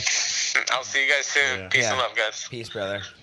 No, I'm an If they want to optimist too, but I'm a if they want to realist. continue lining law enforcement's pocket, fine, that's fine. Whatever money they're planning on spending on cannabis right now, let's split it in half. Half goes towards the Indigenous community. Let's figure out what's going on with the murdered and missing Indigenous women. Half goes towards the fentanyl and opioid crisis. There you go, problem solved. Now cops can keep getting fucking money. There's enough crime in this country, mental health and addiction. There's enough crime in this country. There's enough unsolved rape cases, kits that haven't even been tested in how many cities? It's insane. There's enough crime in this country. You don't need to be looking. What they're doing is that these people are peaceful people. These people are just trying to grow their plants, and they're sitting ducks. They're not doing anything wrong. They're not doing anything shady. They don't have to worry about going there. These people aren't dangerous. They're easy busts. Yeah, so it's they are. easy money. It's not just that they're worried about making money. It's that they're worried about making easy money because there is enough crime in Canada that the cops have plenty of shit to do, that they could get plenty of funding to do other shit, but they want to keep going after the easy crimes. Low-hanging fruit. And not only with the low-hanging fruit crimes, it makes it easy to target anybody they want to, and that allows them to continue to put anyone they, and who do they Mostly put in minorities. prison? Minorities. They Right. continue to put minorities in prison. Right. So It's if they want to racist. actually, I'm glad make Dana some. brought that up, too. I'm glad And he brought small that up. communities, outspoken people, they want to target If as well. they want to actually make amends with the Indigenous community, they should be putting some money for, instead of putting law enforcement, money towards law enforcement that's going to end up being used towards putting more people in the Indigenous community behind bars. They should be using that money towards helping resolve some of the crime that's going on in the Indigenous community and against the Indigenous community. Here. That's true. Well, I see that it's 6:53 right now. We were going to try to find some of these Kirk videos right now, but I think what we're going to do instead is play those on next week's show because, I mean, it's already been 3 hours. Yeah. Yeah. Well, you know what? I wonder if we could do it. I guess we could do it. Go into overdrive. He was. I do want to watch him. I mean, we could. I was just thinking we'd save him for next week, but if they're only a couple minutes long. Yeah, I want to see These ones, Kirk, there's not spark up this last there's not a hash whole bowl bunch of 'em. and just hammer it out. We We'll should get be it able done. to do this. You guys should spark Let's up do your it. hash bowl too. We're going in for the long haul. Where's here. my lighter? So, Pizza order, yeah. this was day 4, right? Okay, so I'm gonna find this right now. So, yeah, and if you're in Vancouver, try to hit up the Kush Cup. What are you looking for over there? Squiggly lighter, dude. Oh, this guy. And Yeah, Prairie should- Cup's just 3 weeks away, coming really I fast, talked to right? Jeff today about the Prairie Cup. He's going to be joining Craig's show on Thursday. In Kamloops. In Kamloops. And then on the Friday, not the one the day after, but the week after, he's going to join our show and talk about Cool. the Prairie Cup. So we'll go into some details with that. Nice. Yeah, it should be fun. We're going to broadcast the whole thing live, as we usually do. Yep. That's one of the ones that we're capable of doing the whole thing live usually. We have our stuff set up there. We kind of own that one, so we can do whatever we want in there, and we put all our stuff all over the place. So it ends up working out okay. But I was looking for something here. Yeah, I guess there's not much Kirk after the Tousaw. Prairie Cup for a while, eh? No, I think the next one will Cuptober be the isn't Mum so Cup in February full. again. Because the Karma Cup was in Cuptember. Yeah. Cuptober's not as thick with cups. Right, yeah, I think it's I was thinking Prairie the Cup and then nothing till the Mom Cup in February. Oh wow, that's Oh yeah, they're working on it. That's awesome. It's definitely being put together as we speak. I want to come Lots help of out. fun. That was lots of fun last year. Oh, it's Nice so hash. much fun. Oh man. Oh man. Too much fun actually. I think. Oh lordy. That was way too much fun some at that time. Yep, that was something else. That was Matrix in style. I remember getting to the microphone and saying, "Well, that concludes the entertainment or the educational portion of the program. Now we get to entertainment." That was something. And man, did we ever! Yeah, they really put on a great show. That's the. Roxy me home and you went and emceed that part. I remember that night. So yeah, Neil, you're getting a lot of hosting duty all over the place. You're hosting the Prairie Cup coming up as well with Mr. With Craig, yeah. Mr. Homeboy Craig. I've been very fortunate the last few years to do a number of these different events. Very, very fortunate, very privileged to do that. And we've done, I mean, you and I, we kind of like Pod TV. One of us from Pod TV has done the hosting duty at the Prairie Cup since I guess it started essentially. We've kind of like, it's been all of us, including alumni like Myrna. Yeah, I don't think he's going to be there this year. Opus. I don't think Myrna's going to be there this year, no. Probably not. But I think he was at the Karma Cup, though. Was he? I think so. He's busy working on his I've LP. never been to the Karma Cup. Noted that Oh, you've never been to the Karma Cup? Uruguayan banks. Oh, whoops. There's I volume got to on meet them. Sarah at the High Times Cup, so that was awesome. I think she's really cool. That was the first time you'd met Sarah? The first time I ever met her, yeah. No way, Neil. What? No, It's hard to what? believe. That's That was the first so time I met weird. Sarah Sunday. It's always so weird in the cannabis community because it's a big community, but it's also a small community. So there's a lot of really like, activists that you might see a lot of times, but then you're surprised to hear they never cross paths. So that is surprising to hear that you guys have never crossed Well, I've paths. never been to the Karma Cup, so. That makes sense. She does come to other. She was at the Legends Valley last year too. She comes out and Legends supports. Valley last year, I was there. I just did the opening remarks, and I did O Cannabis, and then I had to jump in my car and get back to Vancouver because the Kush Cup was that same weekend, and I was doing the Wasn't MC she work. at the Mum too? With Canadian I entities did not supplying see her or cannabis get for introduced to non-medical her. Yeah, I'm putting they a might box have over been your one of- face right now, 'cause Neil. Sarah Sunday Sorry. does do an awesome job of coming out and supporting the local cups that we have in Vancouver She's really for cool. I sure. like her a lot. Sarah is very cool. She's really awesome. I heard her Maybe event Sarah, went if you're watching amazing. next year, you So, can invite me out there. I'll do O Cannabis for you or something. oh, that would be My very regular- cool. Sorry, Neil. I put a don't have to box. host. I put a box over your face, and yeah, and I. Hey, that's probably an improvement. Sorry. As And the now it's years Kirk. take its toll. So we're gonna flip this. I was just grabbing this video, so it kind of looked funny. But here's this video with Kirk. This is the HESA. So if the hearings. box was Kirk and you put it over my head, soon my head will be Kirk's head. Is that what's Well, going on? similar, yeah. It's, Kirk's you know, head on either my way, body? it's just handsome That'd be overload. awesome. Yeah. All right. It's like not even that much I don't know if different you'd than the appreciate Trudeau that, I do. mask. Oh Lord. All right. So here, let's see how this works here. Oh no. Oh, it did work. With Canadian There we are. entities All right, supplying here we go. cannabis for non-medical This is Kirk at purposes. HESA. But if C-45 passes, this possibility should not be ignored. In sum, the federal and provincial governments will confront complex decisions if C-45 passes. Because it is hard to predict the international and domestic consequences of these choices, jurisdictions considering alternatives to prohibiting cannabis supply should proceed cautiously and build flexibility, especially with respect to prices and taxes, into the proposed regulations. With that, I will close, and I look forward to your questions and comments. Well, thank you very much for that background. Now we go to Tousaw Law Corporation, Kirk Tousaw, by video conference. Have I said your name right? Yes, you did. Thank you. Okay. Chair and members of the committee, my name is Kirk Tousaw. I'm a barrister based in British Columbia, formerly practiced in the United States, which perhaps is why I'm on the international panel. But I represent clients across Canada exclusively in cannabis law and policy, and have done so for the past decade. My firm currently acts for hundreds of people charged with cannabis offenses in Canada, many younger, few with other criminal records, and all of whom do not deserve to be treated like criminals for their cannabis-related activities. I was part of the legal team that successfully challenged the prior medical cannabis regime on charter grounds in the Allard case and litigated R.B. Smith, the only medical cannabis case to reach the Supreme Court of Canada. It resulted in a unanimous per curiam decision finding the CDSA unconstitutional because of its prohibition on access to medical cannabis derivative products. I commend the Government of Canada on its decision to move towards a rational and empirically based model for production, distribution, and possession of cannabis by Canadians. Before making substantive comments on Bill C-45, I'd like to take a moment to speak about why Canada is taking this important step. The Government of Canada posits two main reasons for legalization: to protect young people and to eliminate the black market. As a father of four, ages 7 to 17, and you may hear them outside the room later today, I certainly agree that protecting young people is an important social goal. The best way to protect young people is to stop criminalizing them. By far, the most harm done to young people related to cannabis is done by the criminal justice system, not the use of the substance itself. As a lawyer who has represented hundreds, if not thousands, of people unjustly charged with violating the cannabis laws of both the United States and Canada, I support eliminating the black market in the sense of allowing those that are now involved in the cannabis industry or wish to be involved to do so lawfully.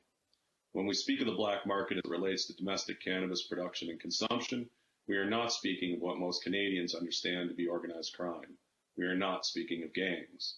Instead, the domestic black market is comprised almost exclusively of ordinary Canadians, otherwise law-abiding, that make their living, pay their bills, and support their families by working in the cannabis industry.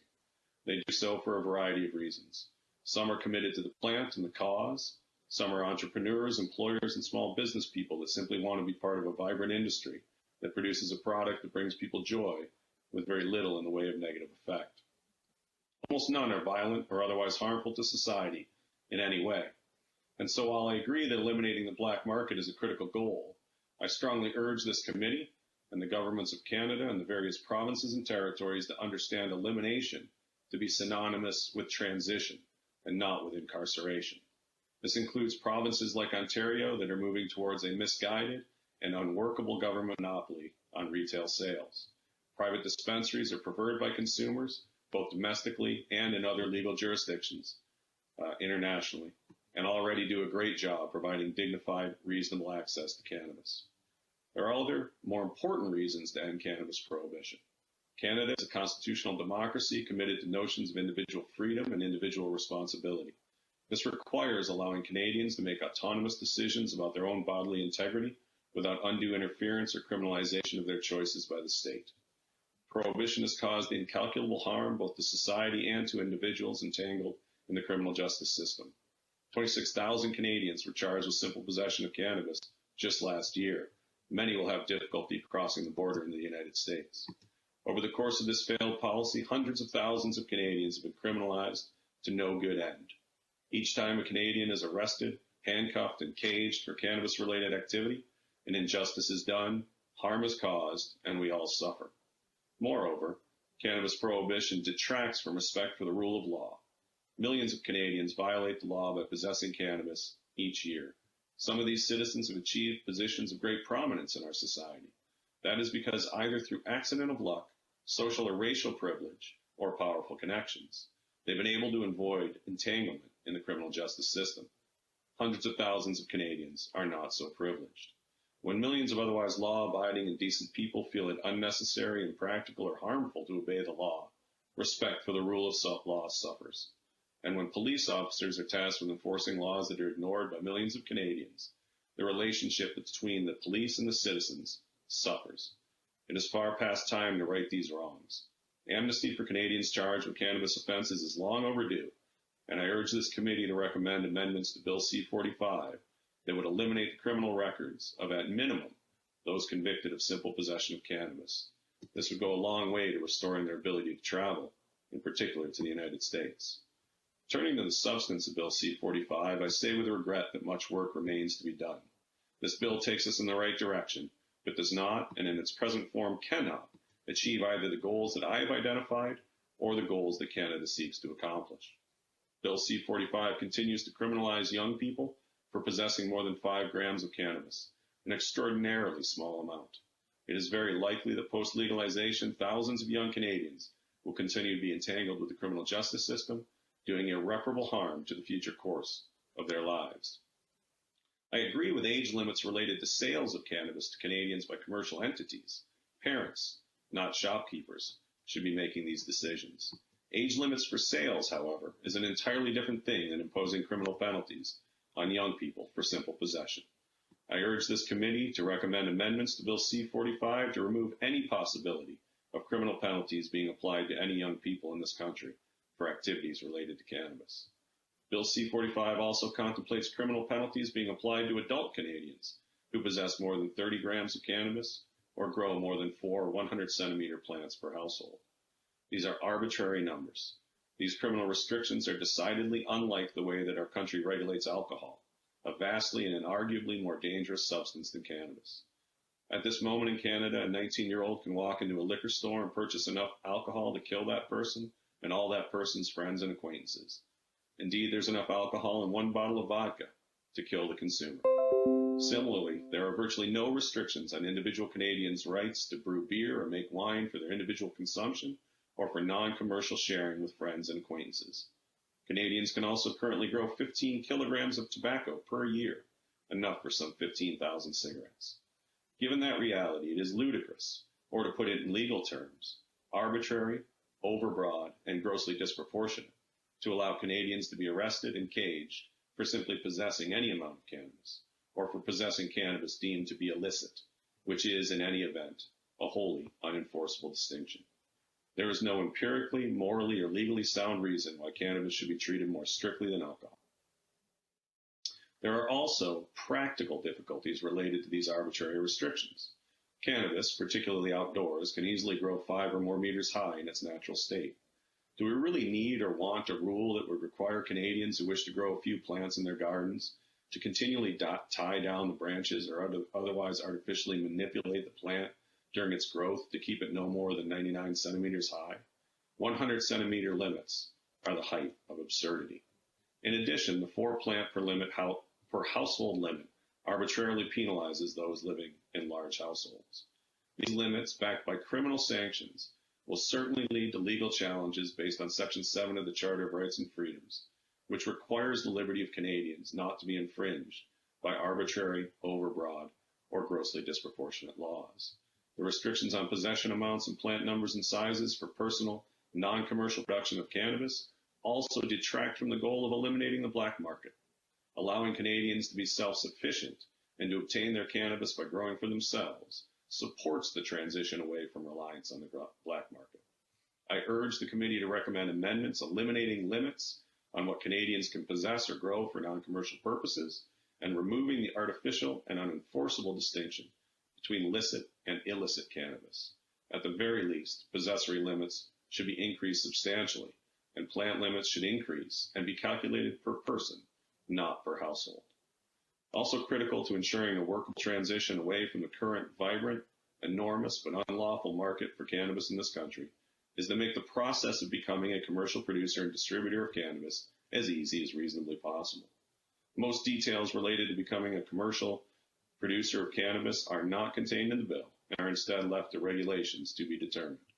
If those rules mirror the current situation involving production for medical purposes, they will be too onerous, there will not be enough people or companies able to participate, there will be an insufficient amount of lawfully produced cannabis available to Canadians, and the black market will continue to thrive. The black market will also continue to thrive throughout the entire supply chain, from production to processing to sale, if legalization does not include products that are becoming increasingly popular. Edibles, concentrates, and products like vape pens must be legal. Trends in Canada and other international legal jurisdictions, in particular in the United States, demonstrate the increased popularity of these methods of consumption, which are also potentially less harmful to the consumer and less bothersome to non-consumers. And on a practical note, there are literally hundreds of companies operating in Canada making these products right now in a professional, safe, and sophisticated manner. These products are not going away, and all rely on someone growing the raw plant material to make them. If they are not legal, then as always, consumer demand will be filled by persons operating outside the law. Better by far is to allow the existing industry to come out of the shadows and into the light.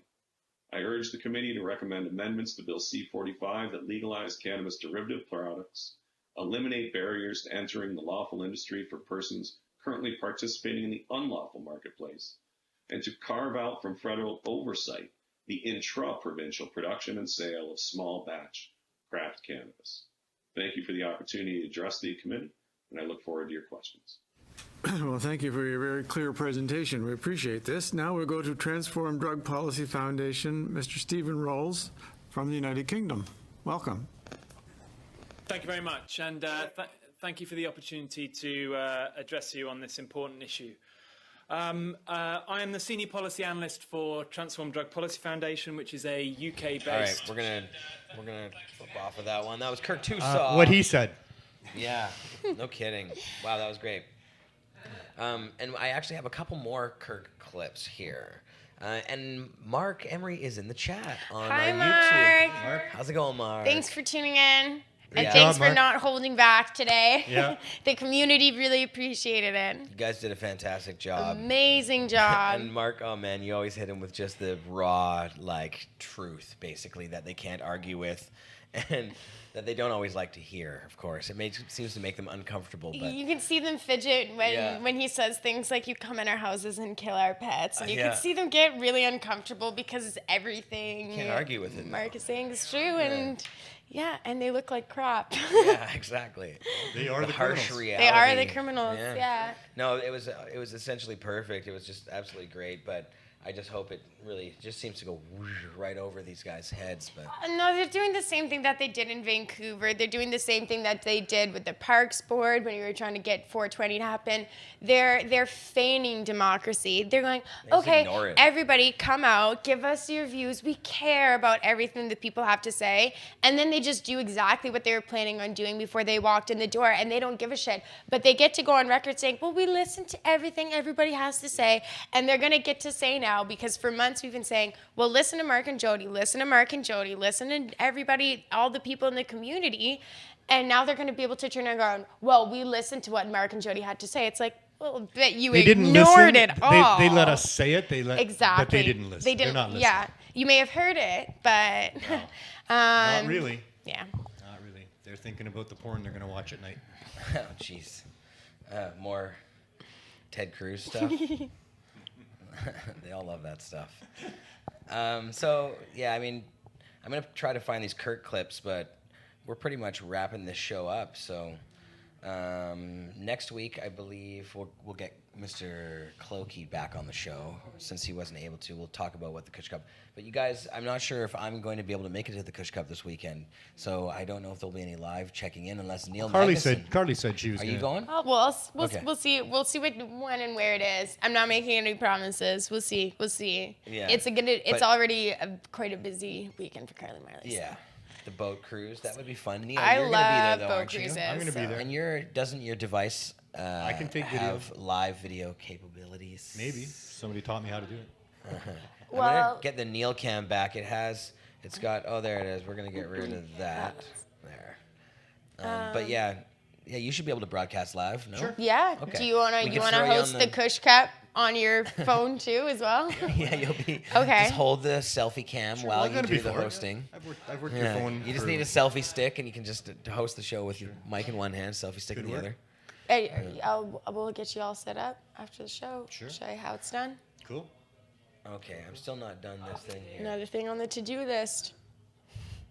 And yeah, Neil, what was the last cup you went to? The last cup I was at was... You didn't go to the Karma Cup. No, I didn't go to the Karma Cup. It's the High Times Cup. Oh, the High Times Cup, of course. Now, have you really talked much about that since, I don't know, we've had some people give their opinions of the whole High Times Cup. I had a great time there. I thought it was fun. It wasn't hugely attended, which I'm sure hurts the organizers, and High Times didn't make the money that they might have made if it had been more people there. But having not that many people there made it so that there wasn't long lineups for the bathrooms or the concessions and that kind of stuff. It was easy to move around. And still there was a great large community of people camping there and little micro communities within that of awesomeness. You know, every night was just awesome parties going on all over the place in the camping area. The High Times people were great at solving problems that were there because they had taken the event over from 2 weeks before, right? So 2 weeks to go, they take over the event in a nice way, not a takeover, but in a nice way. And there's a lot of logistics involved in that. I mean, they had to put new managers in place. They did other things. So there was a lot of miscommunication between the previous organizers and High Times that had to get worked out. But I was right there at ground zero, back and forth between the High Times headquarters and the camping people and the people coming in. And seeing all those problems and bringing some of them to High Times and watching how they dealt with it, they were awesome. They were really awesome. They did the very best they could with what they had to make people as happy as they could. I think by the time the weekend was over, anybody that wasn't happy because of how things were on the first day were pretty happy with the whole event and will go back again. There was a lot of epic networking going on between the vendors and stuff. They had some time to talk amongst each other. The amount of swag and the amount of stuff to test in the judging kit and the quality was unbelievable. And the quality, like, holy smokes, Yeah, there was like one of the 70 biggest kits I've ever seen. 40 flowers and it was topicals 200 and entries edibles. almost. I grabbed out a handful like a little while ago, and I'm still working on those. That handful I took out of the bag, and I still have a huge chunk of the kit in the closet. Topicals, I'm like stocked up for a while. Yeah. So Still using stuff every day myself. It's yeah, gonna be for a long time. it's nice. They It's seriously nice gave you a having gram of each of the extracts. Yeah. Wow. It wasn't. I wouldn't say each of the extracts, but there's a lot of like. We've been smoking this whole show, and there's still like a good chunk. We've taken a lot of dabs. There's a lot of extract packages that I got that were at least a gram. Some that looked like more. But I'd say Neil, I thought you did a comparatively great to job. other contests, you usually get like 2 dabs. You at least got like 5 or 6 in this kit, no matter what. So it was And anywhere actually, Dana Larson and myself have put a lot of our concentrates aside, and we're going to use them to kickstart the third phase of the Cannabis Substitution Project, which is having a consumption site and giving people free dabs. So that's coming right up because we got a kickstart with the High Times Cup. So that was awesome. That's very cool. Well, and you know what? did I a would great like job, to donate Neil, some of my singing dabs up to on Neil. stage, doing your thing. I think I did my best And- cannabis. It was good. After 13 years. It was nice to have you there. And Danny Danko wanted you to sing the song and have you Well, up there not only too. that, I but love- you know, the love respect those that I guys. was given, the respect that we as Canadian activists were given was awesome.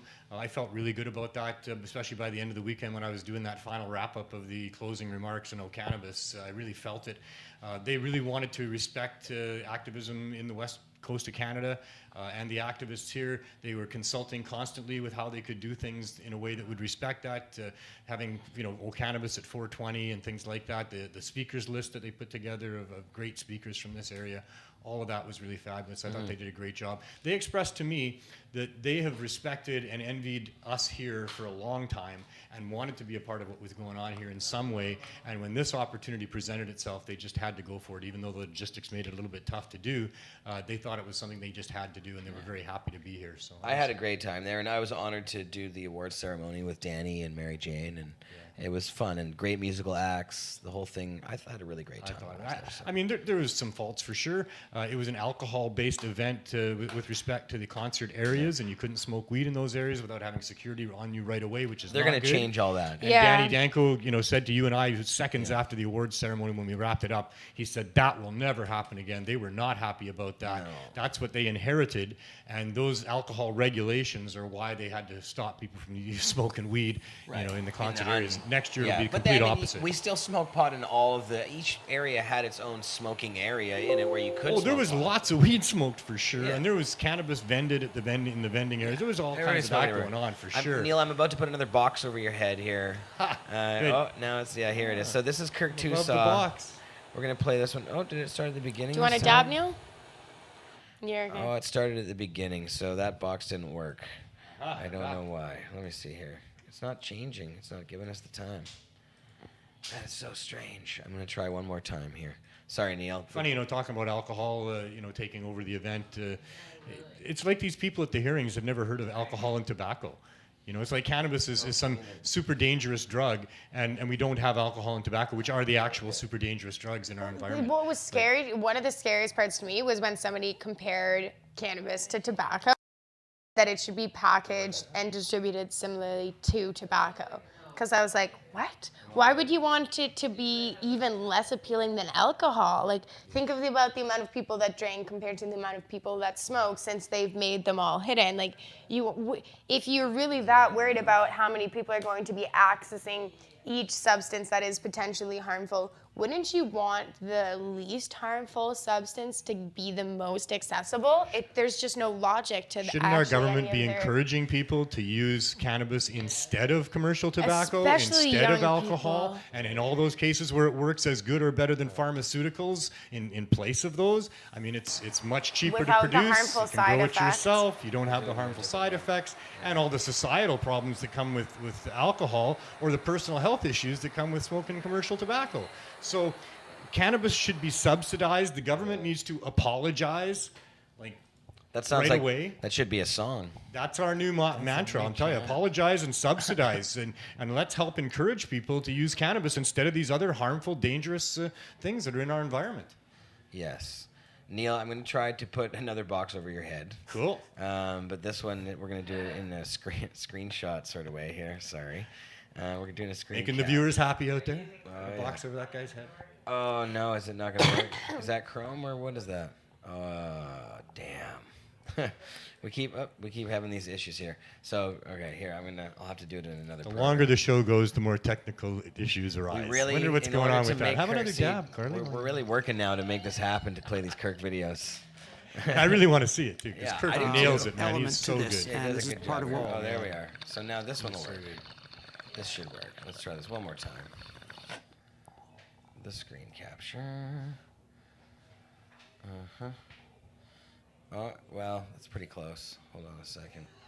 There you go. I got long arms and a Now it's half, right on your half a head. suit. Yeah. And we're going to put it over top of itself. Put me for a underneath second. her so I can have her head. That would be humorous. All right. So now it works. Let's try it. Let's see if we can hear it.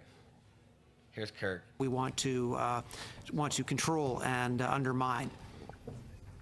Now, one of the things that you had said in your submission was you did not want a government monopoly. You said that Ontario's plan was very ill-advised.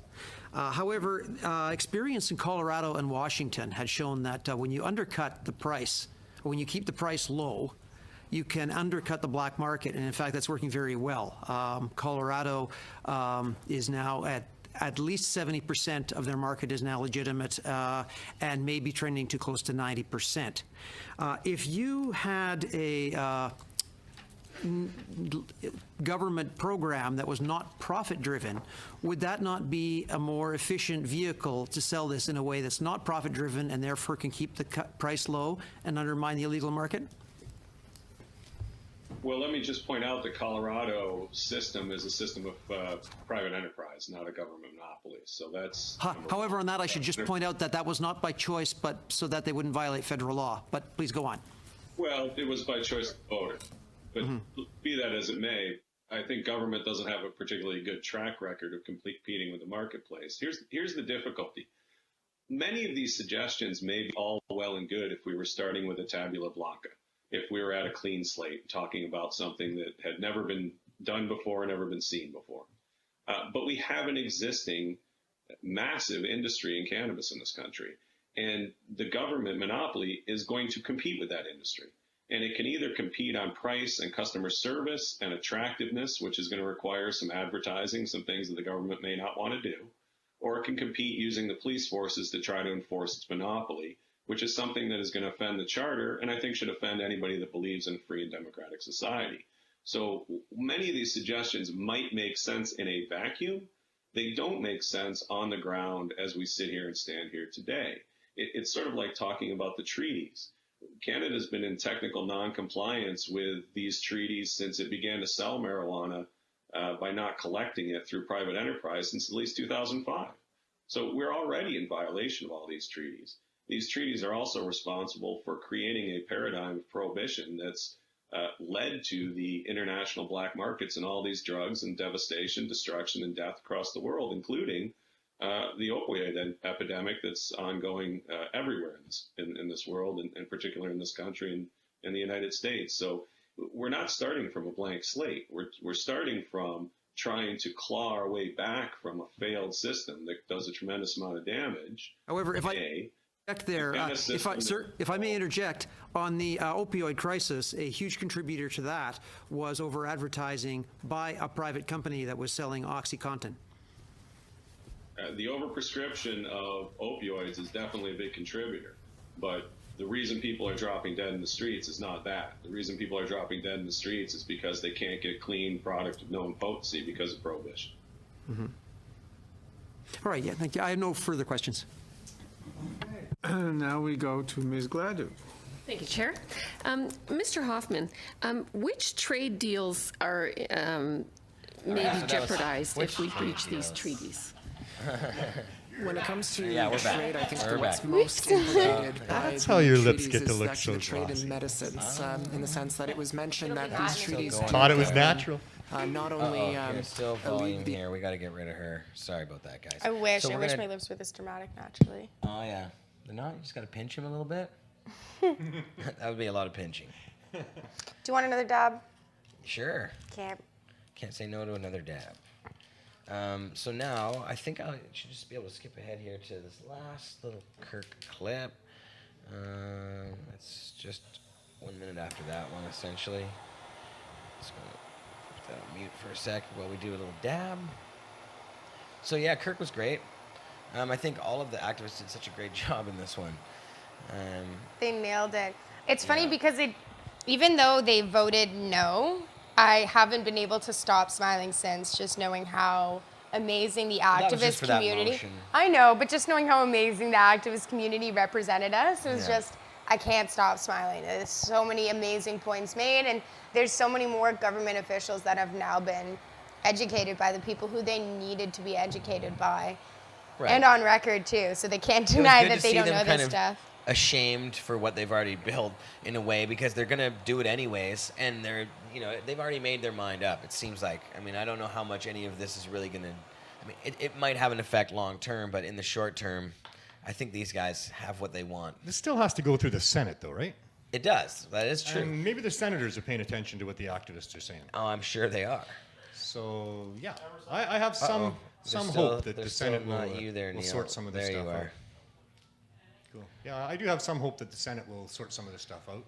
We'll see. Although my faith is very much diminished as an optimist from where it was, just because of the monopolies that they're trying to achieve and the things that they're saying about saving the children and all that kind of stuff, and impaired driving, and there's still so much reefer madness going on that I don't have the faith that I used to have in things working out, and the process takes so long. It's been 13 years since I read The Emperor Wears No Clothes, quit my job, and decided that I had to do something about this, and here we are. It's great, and I mean, we need to really take stock of how far we've come, that here we are, and we are having these hearings, and they are talking legalization, even though it's fake legalization, and we are having the ability to have our best people speak to the issues and articulate our side of things. So we have come a long way. This is great in that sense. But man, it's taken a long time, and we still seem to be very far from the actual freedom and legalization that we're fighting for, and that we won't ever stop fighting for until we get. So, yeah, it's great that we're having these hearings, though, for sure. It's great that we're doing that. Okay. Yeah. Sorry. That looked like a good dab over there. That was a really good dab. I wasn't trying to cough over you. I made it a big dab. Yeah, it was very nice. Thank you. Thank you. You're welcome. So Bordering on glob as opposed to dab, probably. It was Get in there. When I first took Butter King butter across Canada in 2006 and allowed people across Canada to try this amazing concentrate, what we gave them was just a tiny little bit that you couldn't really see on the head of a pin. And that was a dab in those days. And that would expand into your lungs, and you would blow out a huge puff of smoke and cough your lungs out and have to sit down. But, when I see the the amounts that people are taking today, it's like, wow, I don't know what to think about it. I have mixed emotions about it. I don't think you need that much. I think that a tiny little dab actually does a great job too. But well, it's good for me because I kind of have always needed a lot of cannabis for medical purposes, Yeah. I guess. And, I have like don't know. really, really bad back pain, and when I started using cannabis every day, it was the first time I like wasn't suffering from migraines almost daily. My knee pain got better to the point that I could start exercising regularly, which really helped me get back to being more in the state physically that I wanted to be in. So, and now I use it to medicate for a lot of things. It's really helpful in all the time, and especially with my back, it's really hard when you have like chronic pain to get the relief that you need. And dabs is one of the few things that actually there's some points that I can live my life like a normal person and go, I feel regular again. I'm not trying not to think about the pain. I'm not trying not to, focus on that. I can just be a normal person for a little while. So I like big dabs. Yeah. And if you want to smoke big dabs recreationally and that makes you happy, Oh, then man. do it. Do It makes it. you Absolutely. happy, do it. Absolutely. Got this video. It's ready to go. Let's see this last little And piece. Butter King, to be fair, always gave out monumental dabs as well. Right from the beginning. Introductory dabs And that should Butter be King swallow butter dabs. is amazing stuff. Yeah. Strong. Still tests better than anything else out there. That's right. Still available, Butter King butter. Okay, I'm putting on the video now. Here we go. The last one from Kirk. Woo.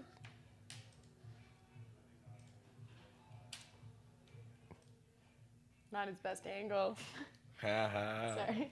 They're still live. Are we? Yeah. Oh.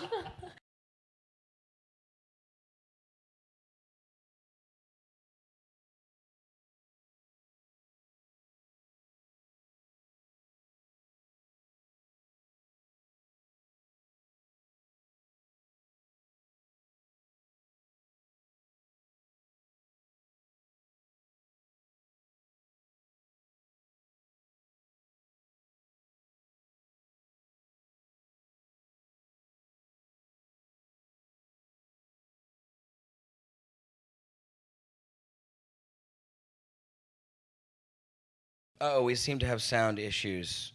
We're going to try this again. One more time. I think I know what's going on. There we go. So sorry about that. We have sound issues, but Carly...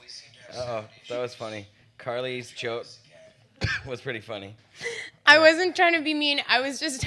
It was funny because when Jay was like, funny. here's Kirk, and Kirk was like this Superman person, and then he's such a... Oh, because you think Kirk is handsome. He is a handsome guy, and then you're like, here's Kirk, and then it was just somebody who looks nothing like him, and I'm like, where's Kirk? Not his best angle.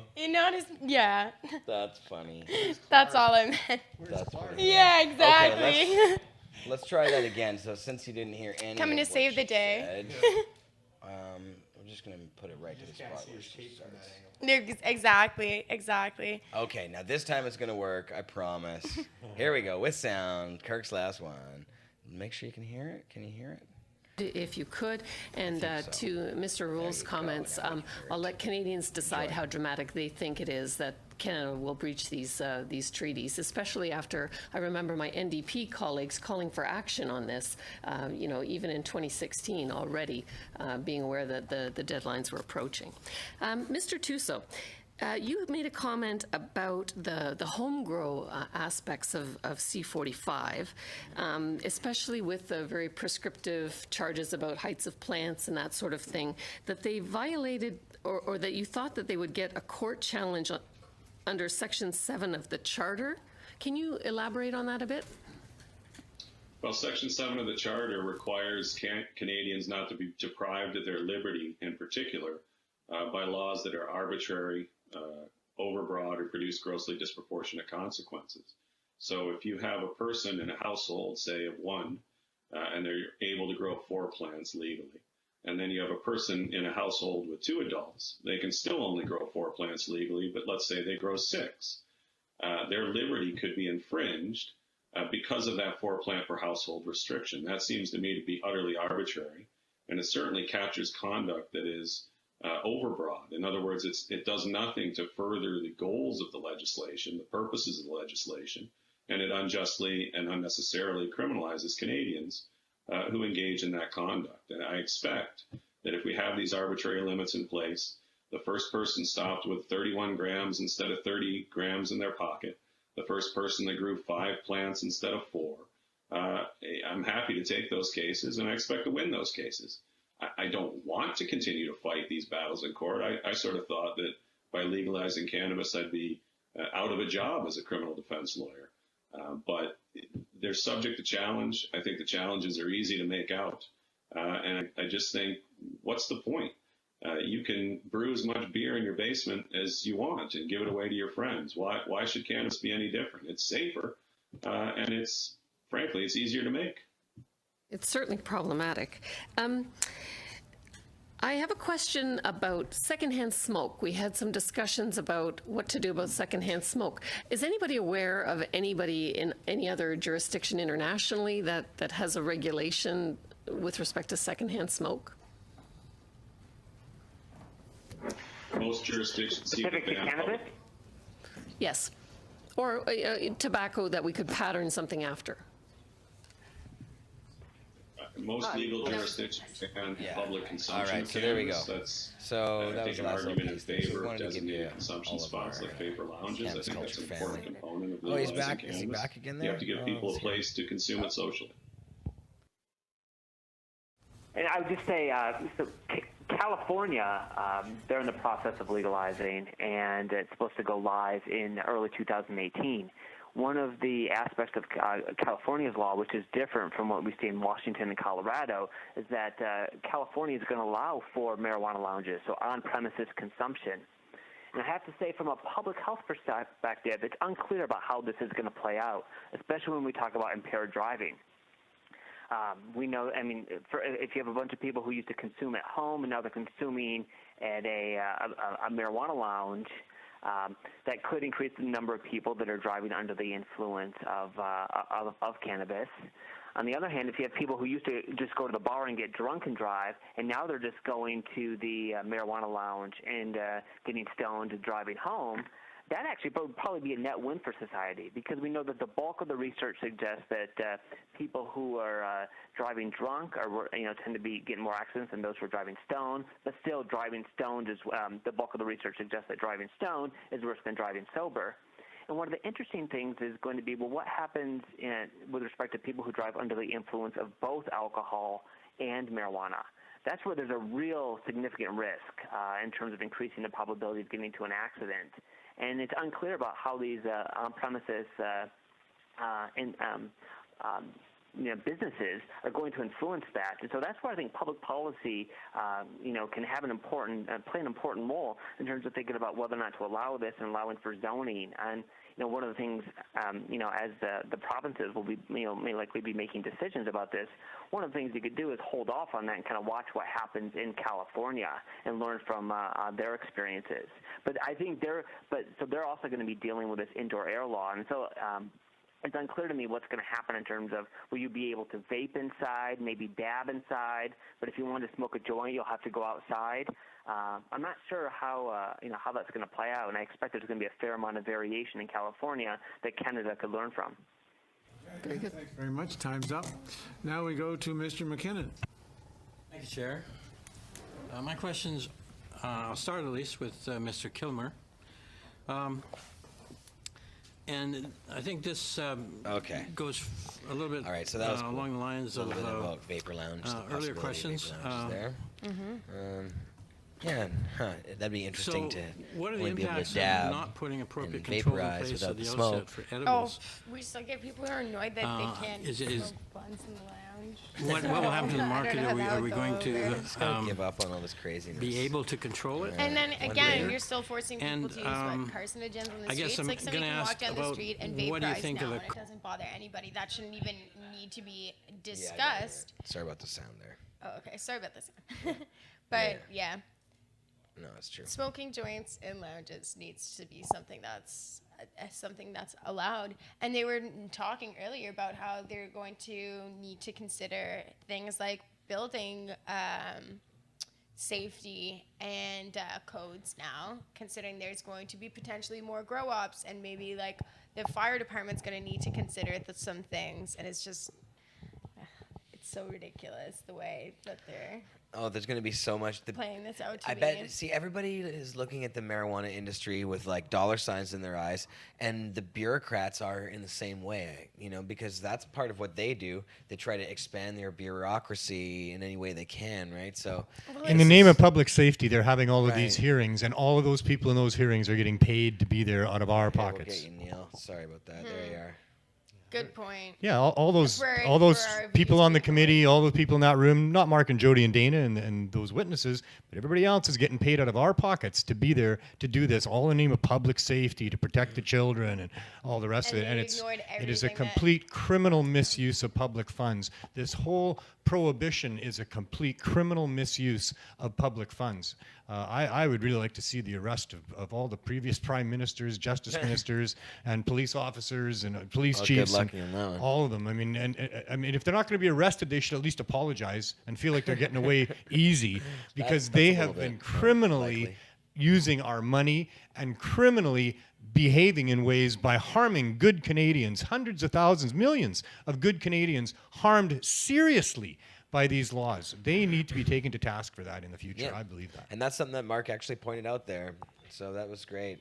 Well, look at, we've done, it's almost been a 4-hour show. I'm stoned. Well, like 3 hours. I thought I was coming here for the 40 last minutes. half hour of the show. I've Yeah. been here for like 2 hours. It's a long one today. That's great, though. We had lots to do, and we didn't even really talk to one of our main guests, so it would have been even longer. I So. keep going for a bong. Oh, it broke now. Dabs. Nobody saw, but Neil broke the bong on the break. Sorry. I held the stem by the wrong Poor piece Neil. and it dropped on the That's ground. not the Well, first you held the casualty. stem by the bowl, so Yes. you know. That's not the first casualty of Mr. Magnuson. There was one other in my. Uh-oh. My, And that remains goes many unsaid. years here, I've had one other. Yeah. Up to that point, I hadn't had anything like that. That one was pretty close to me. Yes, That was Duchess. I know. Yeah, she was a sweetheart. Yeah. Well, we must be getting close to like It's the thing with glass, eh? It breaks. It breaks. It breaks. That's why Especially when it's around Neil.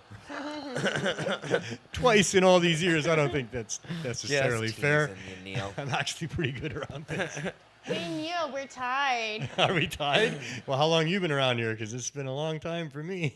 Oh, fair. But they both happened in the same duration That's of funny. time. Did they? Yeah, eh? they did. Yeah. They, actually, yours I- happened more closely together than mine have. I see. Maybe I'm on I a think that different. you've taken the title, actually, of Oh, Bomb man. Slater. I think you officially has over and taken the title. I'm retiring now from that. Okay, good. No more of that. I'm I not hope touching so. glass It's again. not a title I hope that's... so. So hilarious. All right. Well, we should probably wrap this up. Do you want to dab? Yes, I do. Yes, I do. Is it ready to go? It should Getting close? be. Might be a little hot. I don't know. We've been using that email so much that I feel like that I've been a little hot and a little cold with all the dabs today. It's probably good now.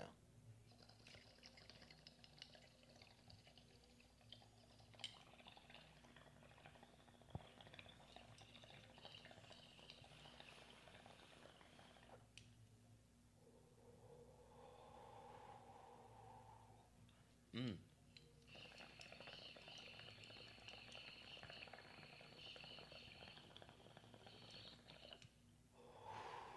Delicious. Obviously, very dangerous Thank and you. needs to be highly regulated. That's right. Yeah, don't let people decide for themselves. That's it. Yeah, You banned. could hurt yourself with that. You can only buy government prohibited marijuana. Of government minimum or maximum potency. non-prohibited. Was that? Do you want to know an interesting fact that I found out about Ontario with their whole proposed Monopoly? monopoly? Yeah, with only 60 stores. No, 150. Well, 150 eventually. 60 to Yeah, wasn't to it start. 60 to start? Well, okay, oh, so yeah. 60 to start though. Still, that does either way. Even if they're introducing it, They and better be big introductory stores. numbers, yeah. I want to know how many outlets sell cigarettes. What's the number on that? Canada's largest province. That's funny. And they're also the number 3 largest purchaser of alcohol in the world. and they don't That's think why- that maybe there's going to be That's why they're doing this, something- because they already look at all they've done already with that crazy monopoly they have. That's been going on since what, 1927? And how harsh they've been to all of the local breweries, and how hard it's been for them to get in, and how they've only really catered to the big people who can help them with When the what they need. LCBO took over back in the day, it was actually when I think that the people of Ontario voted for temperance. They wanted prohibition by like a point something of a percent. And so it wasn't a huge amount. So the government said, well, let's set up the LCBO instead, and people that want to buy liquor have to like fill out this big huge form. Right. You had to submit and then be approved to buy it. Kind of like what they have done with the medical marijuana thing. And then they're trying to do the same thing now, right? And actually, it was really restricted. Up until the 60s, you still had to fill that form out. And it was like a, ridiculous. They could decide if you were drinking too much, if you were coming back too much. It had your profession and your work phone number and all this kind of stuff on there. Yeah, ridiculous. Now they're going to keep track of the size of your dabs. Yeah, exactly. Yeah. Same thing. You can have a dab lounge, but you can't have dabs bigger than this. And that went on for a long, long time. So, once they put these things into play, especially with an industry, and when they start to do it and they get a big hold on it, people are gonna go there. They're gonna make a lot of money, no matter if we boycott them or not, which I still think we should. But you know what, Neil? Even if they do say things like you can have dabs, but you can't have them bigger than this, that's not as bad as saying you can't have dabs that are higher than this percentage. Because let's say you're at a bar, you can't get more than a double for yourself. Like, you only allowed to take it. You can't order like a quadruple shot. At most places, it changes province per province. I think in Quebec, you can get triples. You can come back so many times. But you need, they still have regulations in terms of alcohol, and people still manage to get pretty fucked up. So we'll just have to be creative. All right, you will only take a dab that's this big. Well, I'm going to take this much of this extract. I'm going to roll it in this much isolate. I'm going to hold it in for this long, and then I'm going to take a bong rip, and we'll still find a ways around it. We'll just find ways. I'm not settling. I'm going for all-out freedom. I don't care. I'm not going to quit fighting until we get to be free. I'm all down with education. I'm all down with regulations that warn you about things. But as an adult, I get to choose for myself. If my tolerance is greater than somebody else, that's up to me. It's nobody's business but mine, unless I'm hurting somebody else. And the public servants are the last people to be bothering you unless you're harming somebody else. They're servants. They should stay silent unless you're about to step into a pothole, and they should warn you about that. But telling you what to do, making laws and rules about how you behave and what things you can have and consume, that is all not freedom, and I'm not going to tolerate it. I'm never going to stop until we have actual freedom entrenched in some simple, easy to understand language, that freedom is the right to do or not do whatever you want to do or don't do unless you're harming somebody else, period. And that's what the laws should be based on, is that foundation. You're right, Neil, and I retract my statement, especially because cannabis is so different than alcohol. Somebody It could so drink much a is. 60 of alcohol and they would end up dead. Somebody can do a gram dab, and depending on who you are, you might cough for a super long time. If it's too big, you'll probably end up tapping out. There's before you no can, societal violence caused by maybe cannabis. nap, It's maybe the nap, opposite. worst case scenario. It's the peace and love substance. There's no societal violence coming out of it. There's no domestic violence coming out of it. There's no personal harm coming from using it. So where is there any justification for any of these regulations that they're proposing here? There's none. They're simply basing it on reefer madness that doesn't exist. They're using the kids as a human shield to protect their corporate greed, and that's despicable as can be. And as Jody pointed out, there's no evidence that cannabis harms the developing brain, or we would have millions of brain-damaged adults running around, including our prime minister. So, they need to stop the reefer madness, and they need to apologize for what they've done. I'm starting to rethink that one. There's a lot of Trump voters in the U.S. and people who I don't know. There might be some brain damage going on somewhere. I'm not saying people aren't brain damaged. I'm saying not brain damaged from using cannabis. Hell, I know people who've taken monumental hundreds and hundreds of hits of LSD, and they don't seem to be brain damaged. So. The people that I know that take monumental hits of cannabis, you can sit and have a long, deep philosophical conversation with these people. You can go into business with them. You can plan all kinds of great events with them because they're sharp, they're smart. They're not only they're not brain damaged, these are smarter than your average cats. So, you know, we got a long way to go yet to get to where actual reality is with respect to cannabis in this world. Not that it can't bother somebody, not that it can't harm some people. I mean, some people, their truth is to them is that cannabis fucks their brain up. They don't like to smoke it because it makes them go crazy. That's fine. They don't have to smoke it. I don't think it should be mandatory for everybody. I'm pretty high right now. I'm pretty fucked up right now. But I might be the wrong example. Yeah. Well, no, but I met a person the other day in campaigning for Watermelon as counselor who said he loves marijuana. He uses marijuana, but when he was a teenager, he used too much of it, and it fucked his development up, in his opinion. And even now as an adult, when he goes long periods of time without using it, sometimes it makes his brain do crazy things. It's not even that when people smoke weed, and weed makes you kind of open your mind and kind of go, you know what, this thing doesn't really matter. These rules don't really matter. It makes you realize what actually is important in life. It expands your mind in a way that sobriety doesn't really allow you to in most cases, unless you try alternative methods, maybe meditation and stuff. But Watermelon. I mean, yeah, man. Sorry, I wasn't. So yeah, I know what you're saying, Carly. I'm way too high for you to. I don't know. You can't get distracted like that. Well, no, because it does help you figure out what matters to you in life and what is important and what isn't, and some of that seems crazy. So, like I said, I met a guy the other night. I know what I was going to say. You reminded me. Thank you, go. Neil. You know, and I think that a lot of the time, what it is that when people smoke weed and they relax a little bit more than they're used to, and it feels good, some people end up becoming a little lazy. And that's not the cannabis.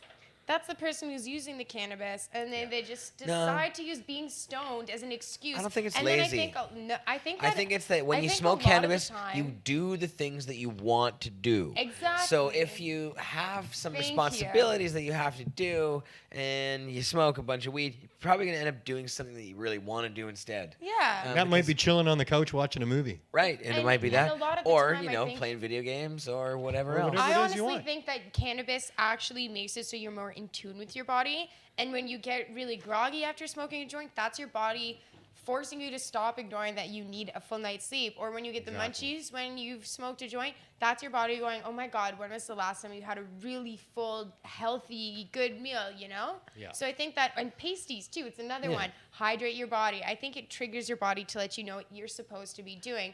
But I think a lot of the time people kind of look back at a period in their life when they were a little bit lazy and then just use cannabis as kind of an excuse for it. I still don't think it's lazy. I was smoking joints and I was sitting on the couch a lot. Yeah, but I mean, I think it's like you do, for me anyways. Though, that there is, you can, you know, smoke more sativa, pace your joints Right. out. Everyone has a different tolerance. That's true. So if you end up feeling like this after full joint, smoke Right. a quarter of a joint and see if you're managing to get your shit done. You Yeah. know, Yeah. there's a way to consume. You'll end up putting for yourself your to own sleep tolerance. if you smoke too much Exactly. indica. Lots of people smoke too much of my indica dabs all day. I guess or I'm you're lucky gonna that end I have up- sativa. Yeah. Because not everybody has sativa available to them at all times. So then when a lot of I- people live in places where they don't have dispensaries, and it's not easy to get sativa. Yeah, it's because true. it's people grow indica more than they grow sativa, especially in little backwater I areas. definitely didn't have a lot of sativa that was accessible to me, but I would do things like I would reward myself with a joint, so I would have like X amount of things you have to get done, and then smoke a joint and stuff. Yeah. So if you're one of those people who's like, oh man, you know, I smoked so much weed and all I did is sit around, it's like, well, was that the weed that was sitting around, or was that It's 'cause you that was wanted to sitting sit around? You know? If you like the things that you do, like the job that we have, shit, we get high and we love doing our job God. because we like to do it. You know, if you hate your job. Yeah, right. I love this job so much, so I love doing it. Like all the time. And so anybody that does something, say you're work at a grocery store and you smoke weed and you don't like working there. I loved working at the grocery store when I worked there. You got to pick a different job. I thought that was So you're a server working in the restaurant industry, and you need to slip out and you need to smoke. I joints smoked all a the lot of time. weed at the grocery store and I had a great time. I liked working there. I thought it was What if fun. you were working on an assembly I was high line, as in a shit all the factory, time. just and stacking I just put boxes? my Visine in, and I would you talk to the customers and you're doing your thing, or on the road in the delivery van. It's the puffing same mad as fatties. anything, though. If it's like Thrifty video foods, games, baby. Video games can be addictive, and it's like, okay, so if somebody looks back and they're like, oh, I blame this video game because I was so lazy. It's like, well, that's you indulging in it. That's Right. not the actual. I don't know thing about that, itself Carly. That's addictive. They pay people millions of dollars to make those things as addictive as possible. They're trying. Video games? Video games, you betcha. Oh, yeah. Well, Yeah, I mean, they have huge budgets to make I don't that think stuff. I've played a It's real not- video game since like It's not like chemically. PlayStation 1. It's not like chemically. Oh, I think there's chemical rewards going on in your brain when you're reaching those other levels. Or dopamine and stuff like Yeah. that. You know, Barely. But again, it's I up don't to know about the chemical. individual. It's up to the individual, right? So agree. you need to know your limit. So if you waste away a year of your life doing nothing but playing a video game, that's you waste away a year of your life. And if you've got some playing a authority video figure game. telling you shouldn't be doing that, you're probably going to do it even more. There's the thing. Yeah. Of course, this is a difference when there is something that is actually a chemical reaction that is addictive, like something like an opioid. But when it comes to something like cannabis, Oh man, I'll tell you, everything people can be addictive. addicted to anything. It can be addicted to anything. Anything. Yeah, So exactly. I'm addicted Well, to and like you say, it's up to the We're- individual to know we're themselves, right? addicted to talking on the microphones. Yeah, we're going to be And, here till next week. We're going to go and right through we're- to next week's show now. Yeah, I know. If we could just keep going, it could be. Yeah, we could start the telethon now. We were talking while the clip was on about having a Pod TV telethon, because in the past we did some sort of a all-day event where we raised money for Mark when he went to jail, or we tried to raise some. We did something, and we raised a decent amount, I think, actually. But we did. It was either a 12 or 24-hour broadcast, and it was really fun. And I want to do it. you want to do one? We could do like a long broad. I don't know. She wants to do it in conjunction with jam night so that we have some entertainment in We should between the jam. I fundraising want to do stuff. a jam night. We should phone call jam. their. We That's should what do I it want on. to do. I don't want to like get people to call and do it. I want to get people to call. But we should tell people the to on this Tuesday ministers. coming up, contact your local clowns. Before Yeah. this Monday, contact On on Monday. Monday. Your local Leave messages and MPs, tell them what. Any Tell them. politician that you could you freaking get support- a hold of, but especially your MPs. Tell them you support what Mark and Jody and Kirk and Dana said. Yeah. And that you want more witnesses. and you support what Don Davies said as And well. you want to see more witnesses, including youth witnesses, Yeah. witnesses from the industry, extract. Hey, if you're from the industry, maybe even volunteer yourself so they can't even deny that they've had the opportunity to hear from more of these people. They don't even have to look for them. Please message them Monday. Yeah. Before then, Monday. I'll remind you on my show too. And your show is on Monday at 4 p.m. PT. Is Freddie still watching? Freddie, I think he Freddie's was in on the chat Tuesdays? earlier. Or he's off for a couple of weeks, See if isn't he? he's I don't here. know. He was in the chat. Is he in the chat? Yeah, but I'm pretty sure he told me he was off for a few weeks. He may have stopped watching. Oh, there he is. Yeah, he's still in the chat. Okay, Freddie, are you available on Monday?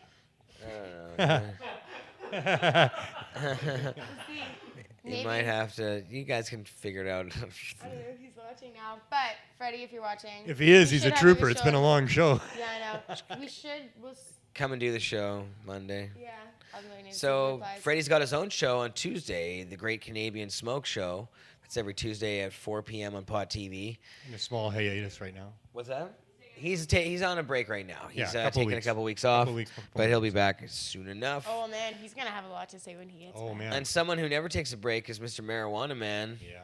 From Under the Influence is Wednesday at 4 p.m. That's with Al the Alchemist, Mrs. Kush Queen, and Boss Lissa on the boards. Always Boss Yeah, Lissa on the always boards. Boss Lissa on the boards. She makes it all happen for all the shows. Yeah. Bossless on the boards for Except for everything. Expert Joints, I guess. Is that the only one that you don't do the boards for? Yeah. And so that's Thursdays at 4 p.m. on Pod TV. I love our transitions here. Yeah. Also off for a couple more weeks. Coming back, I think, on the 13th, did he say? Going to do a couple of preliminary shows, like Thursday from Kamloops for a short one or something. Yeah, Craig is taking Expert Joints to Kamloops next week, where he is going to the TCC factory, I guess, or whatever you call it, the ranch, with the property that they have, their place up there. And well, they must have. I mean, they've got something going on, you know. Sounds like a cool place. It does sound It's very cheap. cool, and Yeah, it does. and Big Jeff is going to be there as well. Yeah. So they're having Promo bringing in whole the posse Prairie up Harvest there. Cup coming up on the 6th, 7th, and 8th of October. Yeah, that should be fun. Yeah.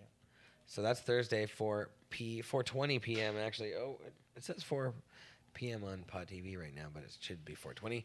And then there's Fridays. You know what's up on Friday because it is Friday, 4 p.m. Wow, we went for a 4-hour show. You It's almost forgot 8. Kush Queen's show Sundays at 2 o'clock. Yeah. I haven't started with. I Oh, started with you're Monday. still going. He always does it weird now. I know. Oh, okay. Everyone's always like, "Why are you?" I started with. You said Monday, so we started with Monday. Oh. Did I? Yeah, you were talking about your show, and then I don't remember who. He used that as a segue. Whatever. I Yeah. started on Monday. Driving around in the Segway. Monday's the beginning of the week, anyways. Come on. That's- There you go. So. Well, it used to go that you did Monday to Friday, so I feel like now you just do Monday to Friday to Saturday to Sunday. There's still And now there's 2 more Saturdays. shows. Saturdays, high noon at 12 p.m. with Boss Lissa. We got the Boss Lissa cam. On the 808. There she is on the boards over there. Hiding. And there's Anil chilling on the couch. Yeah, rolling joints. Yeah, here we go. Extracting hash. You don't have one of Johnny's presses over there. Yeah. But making bubble bags. Frenchy cannoli. Yeah, I know, we're over there. Yeah, over there somewhere. And then in the background, some of the people back there. Hey, who's back I like that ear. That's a nice You shot like that of ear? your You ear. like that? That's Great quite camera nice. work. Ear cam.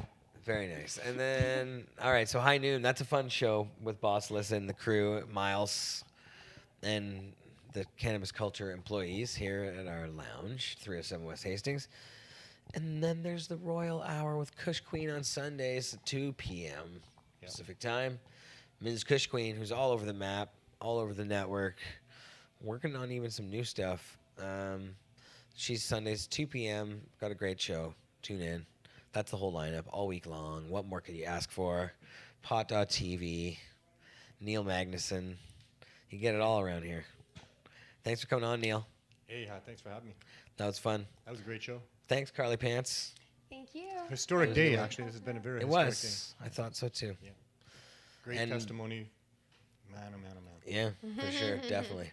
I'm just going to walk around now repeating what Kirk said over and over again. That's what I'm going to do. Yeah. There you go. I'm just going to keep saying what he said until we get it right. There you go. Well, tune in Saturday, Sunday, Monday, Tuesday, Wednesday, Thursday, Friday. Every day. And we'll see you next 7 week. days a week, baby, on Pod TV. Chill. Love ya. Stay high. Drug peace. Call your MPs. Tell them how you feel.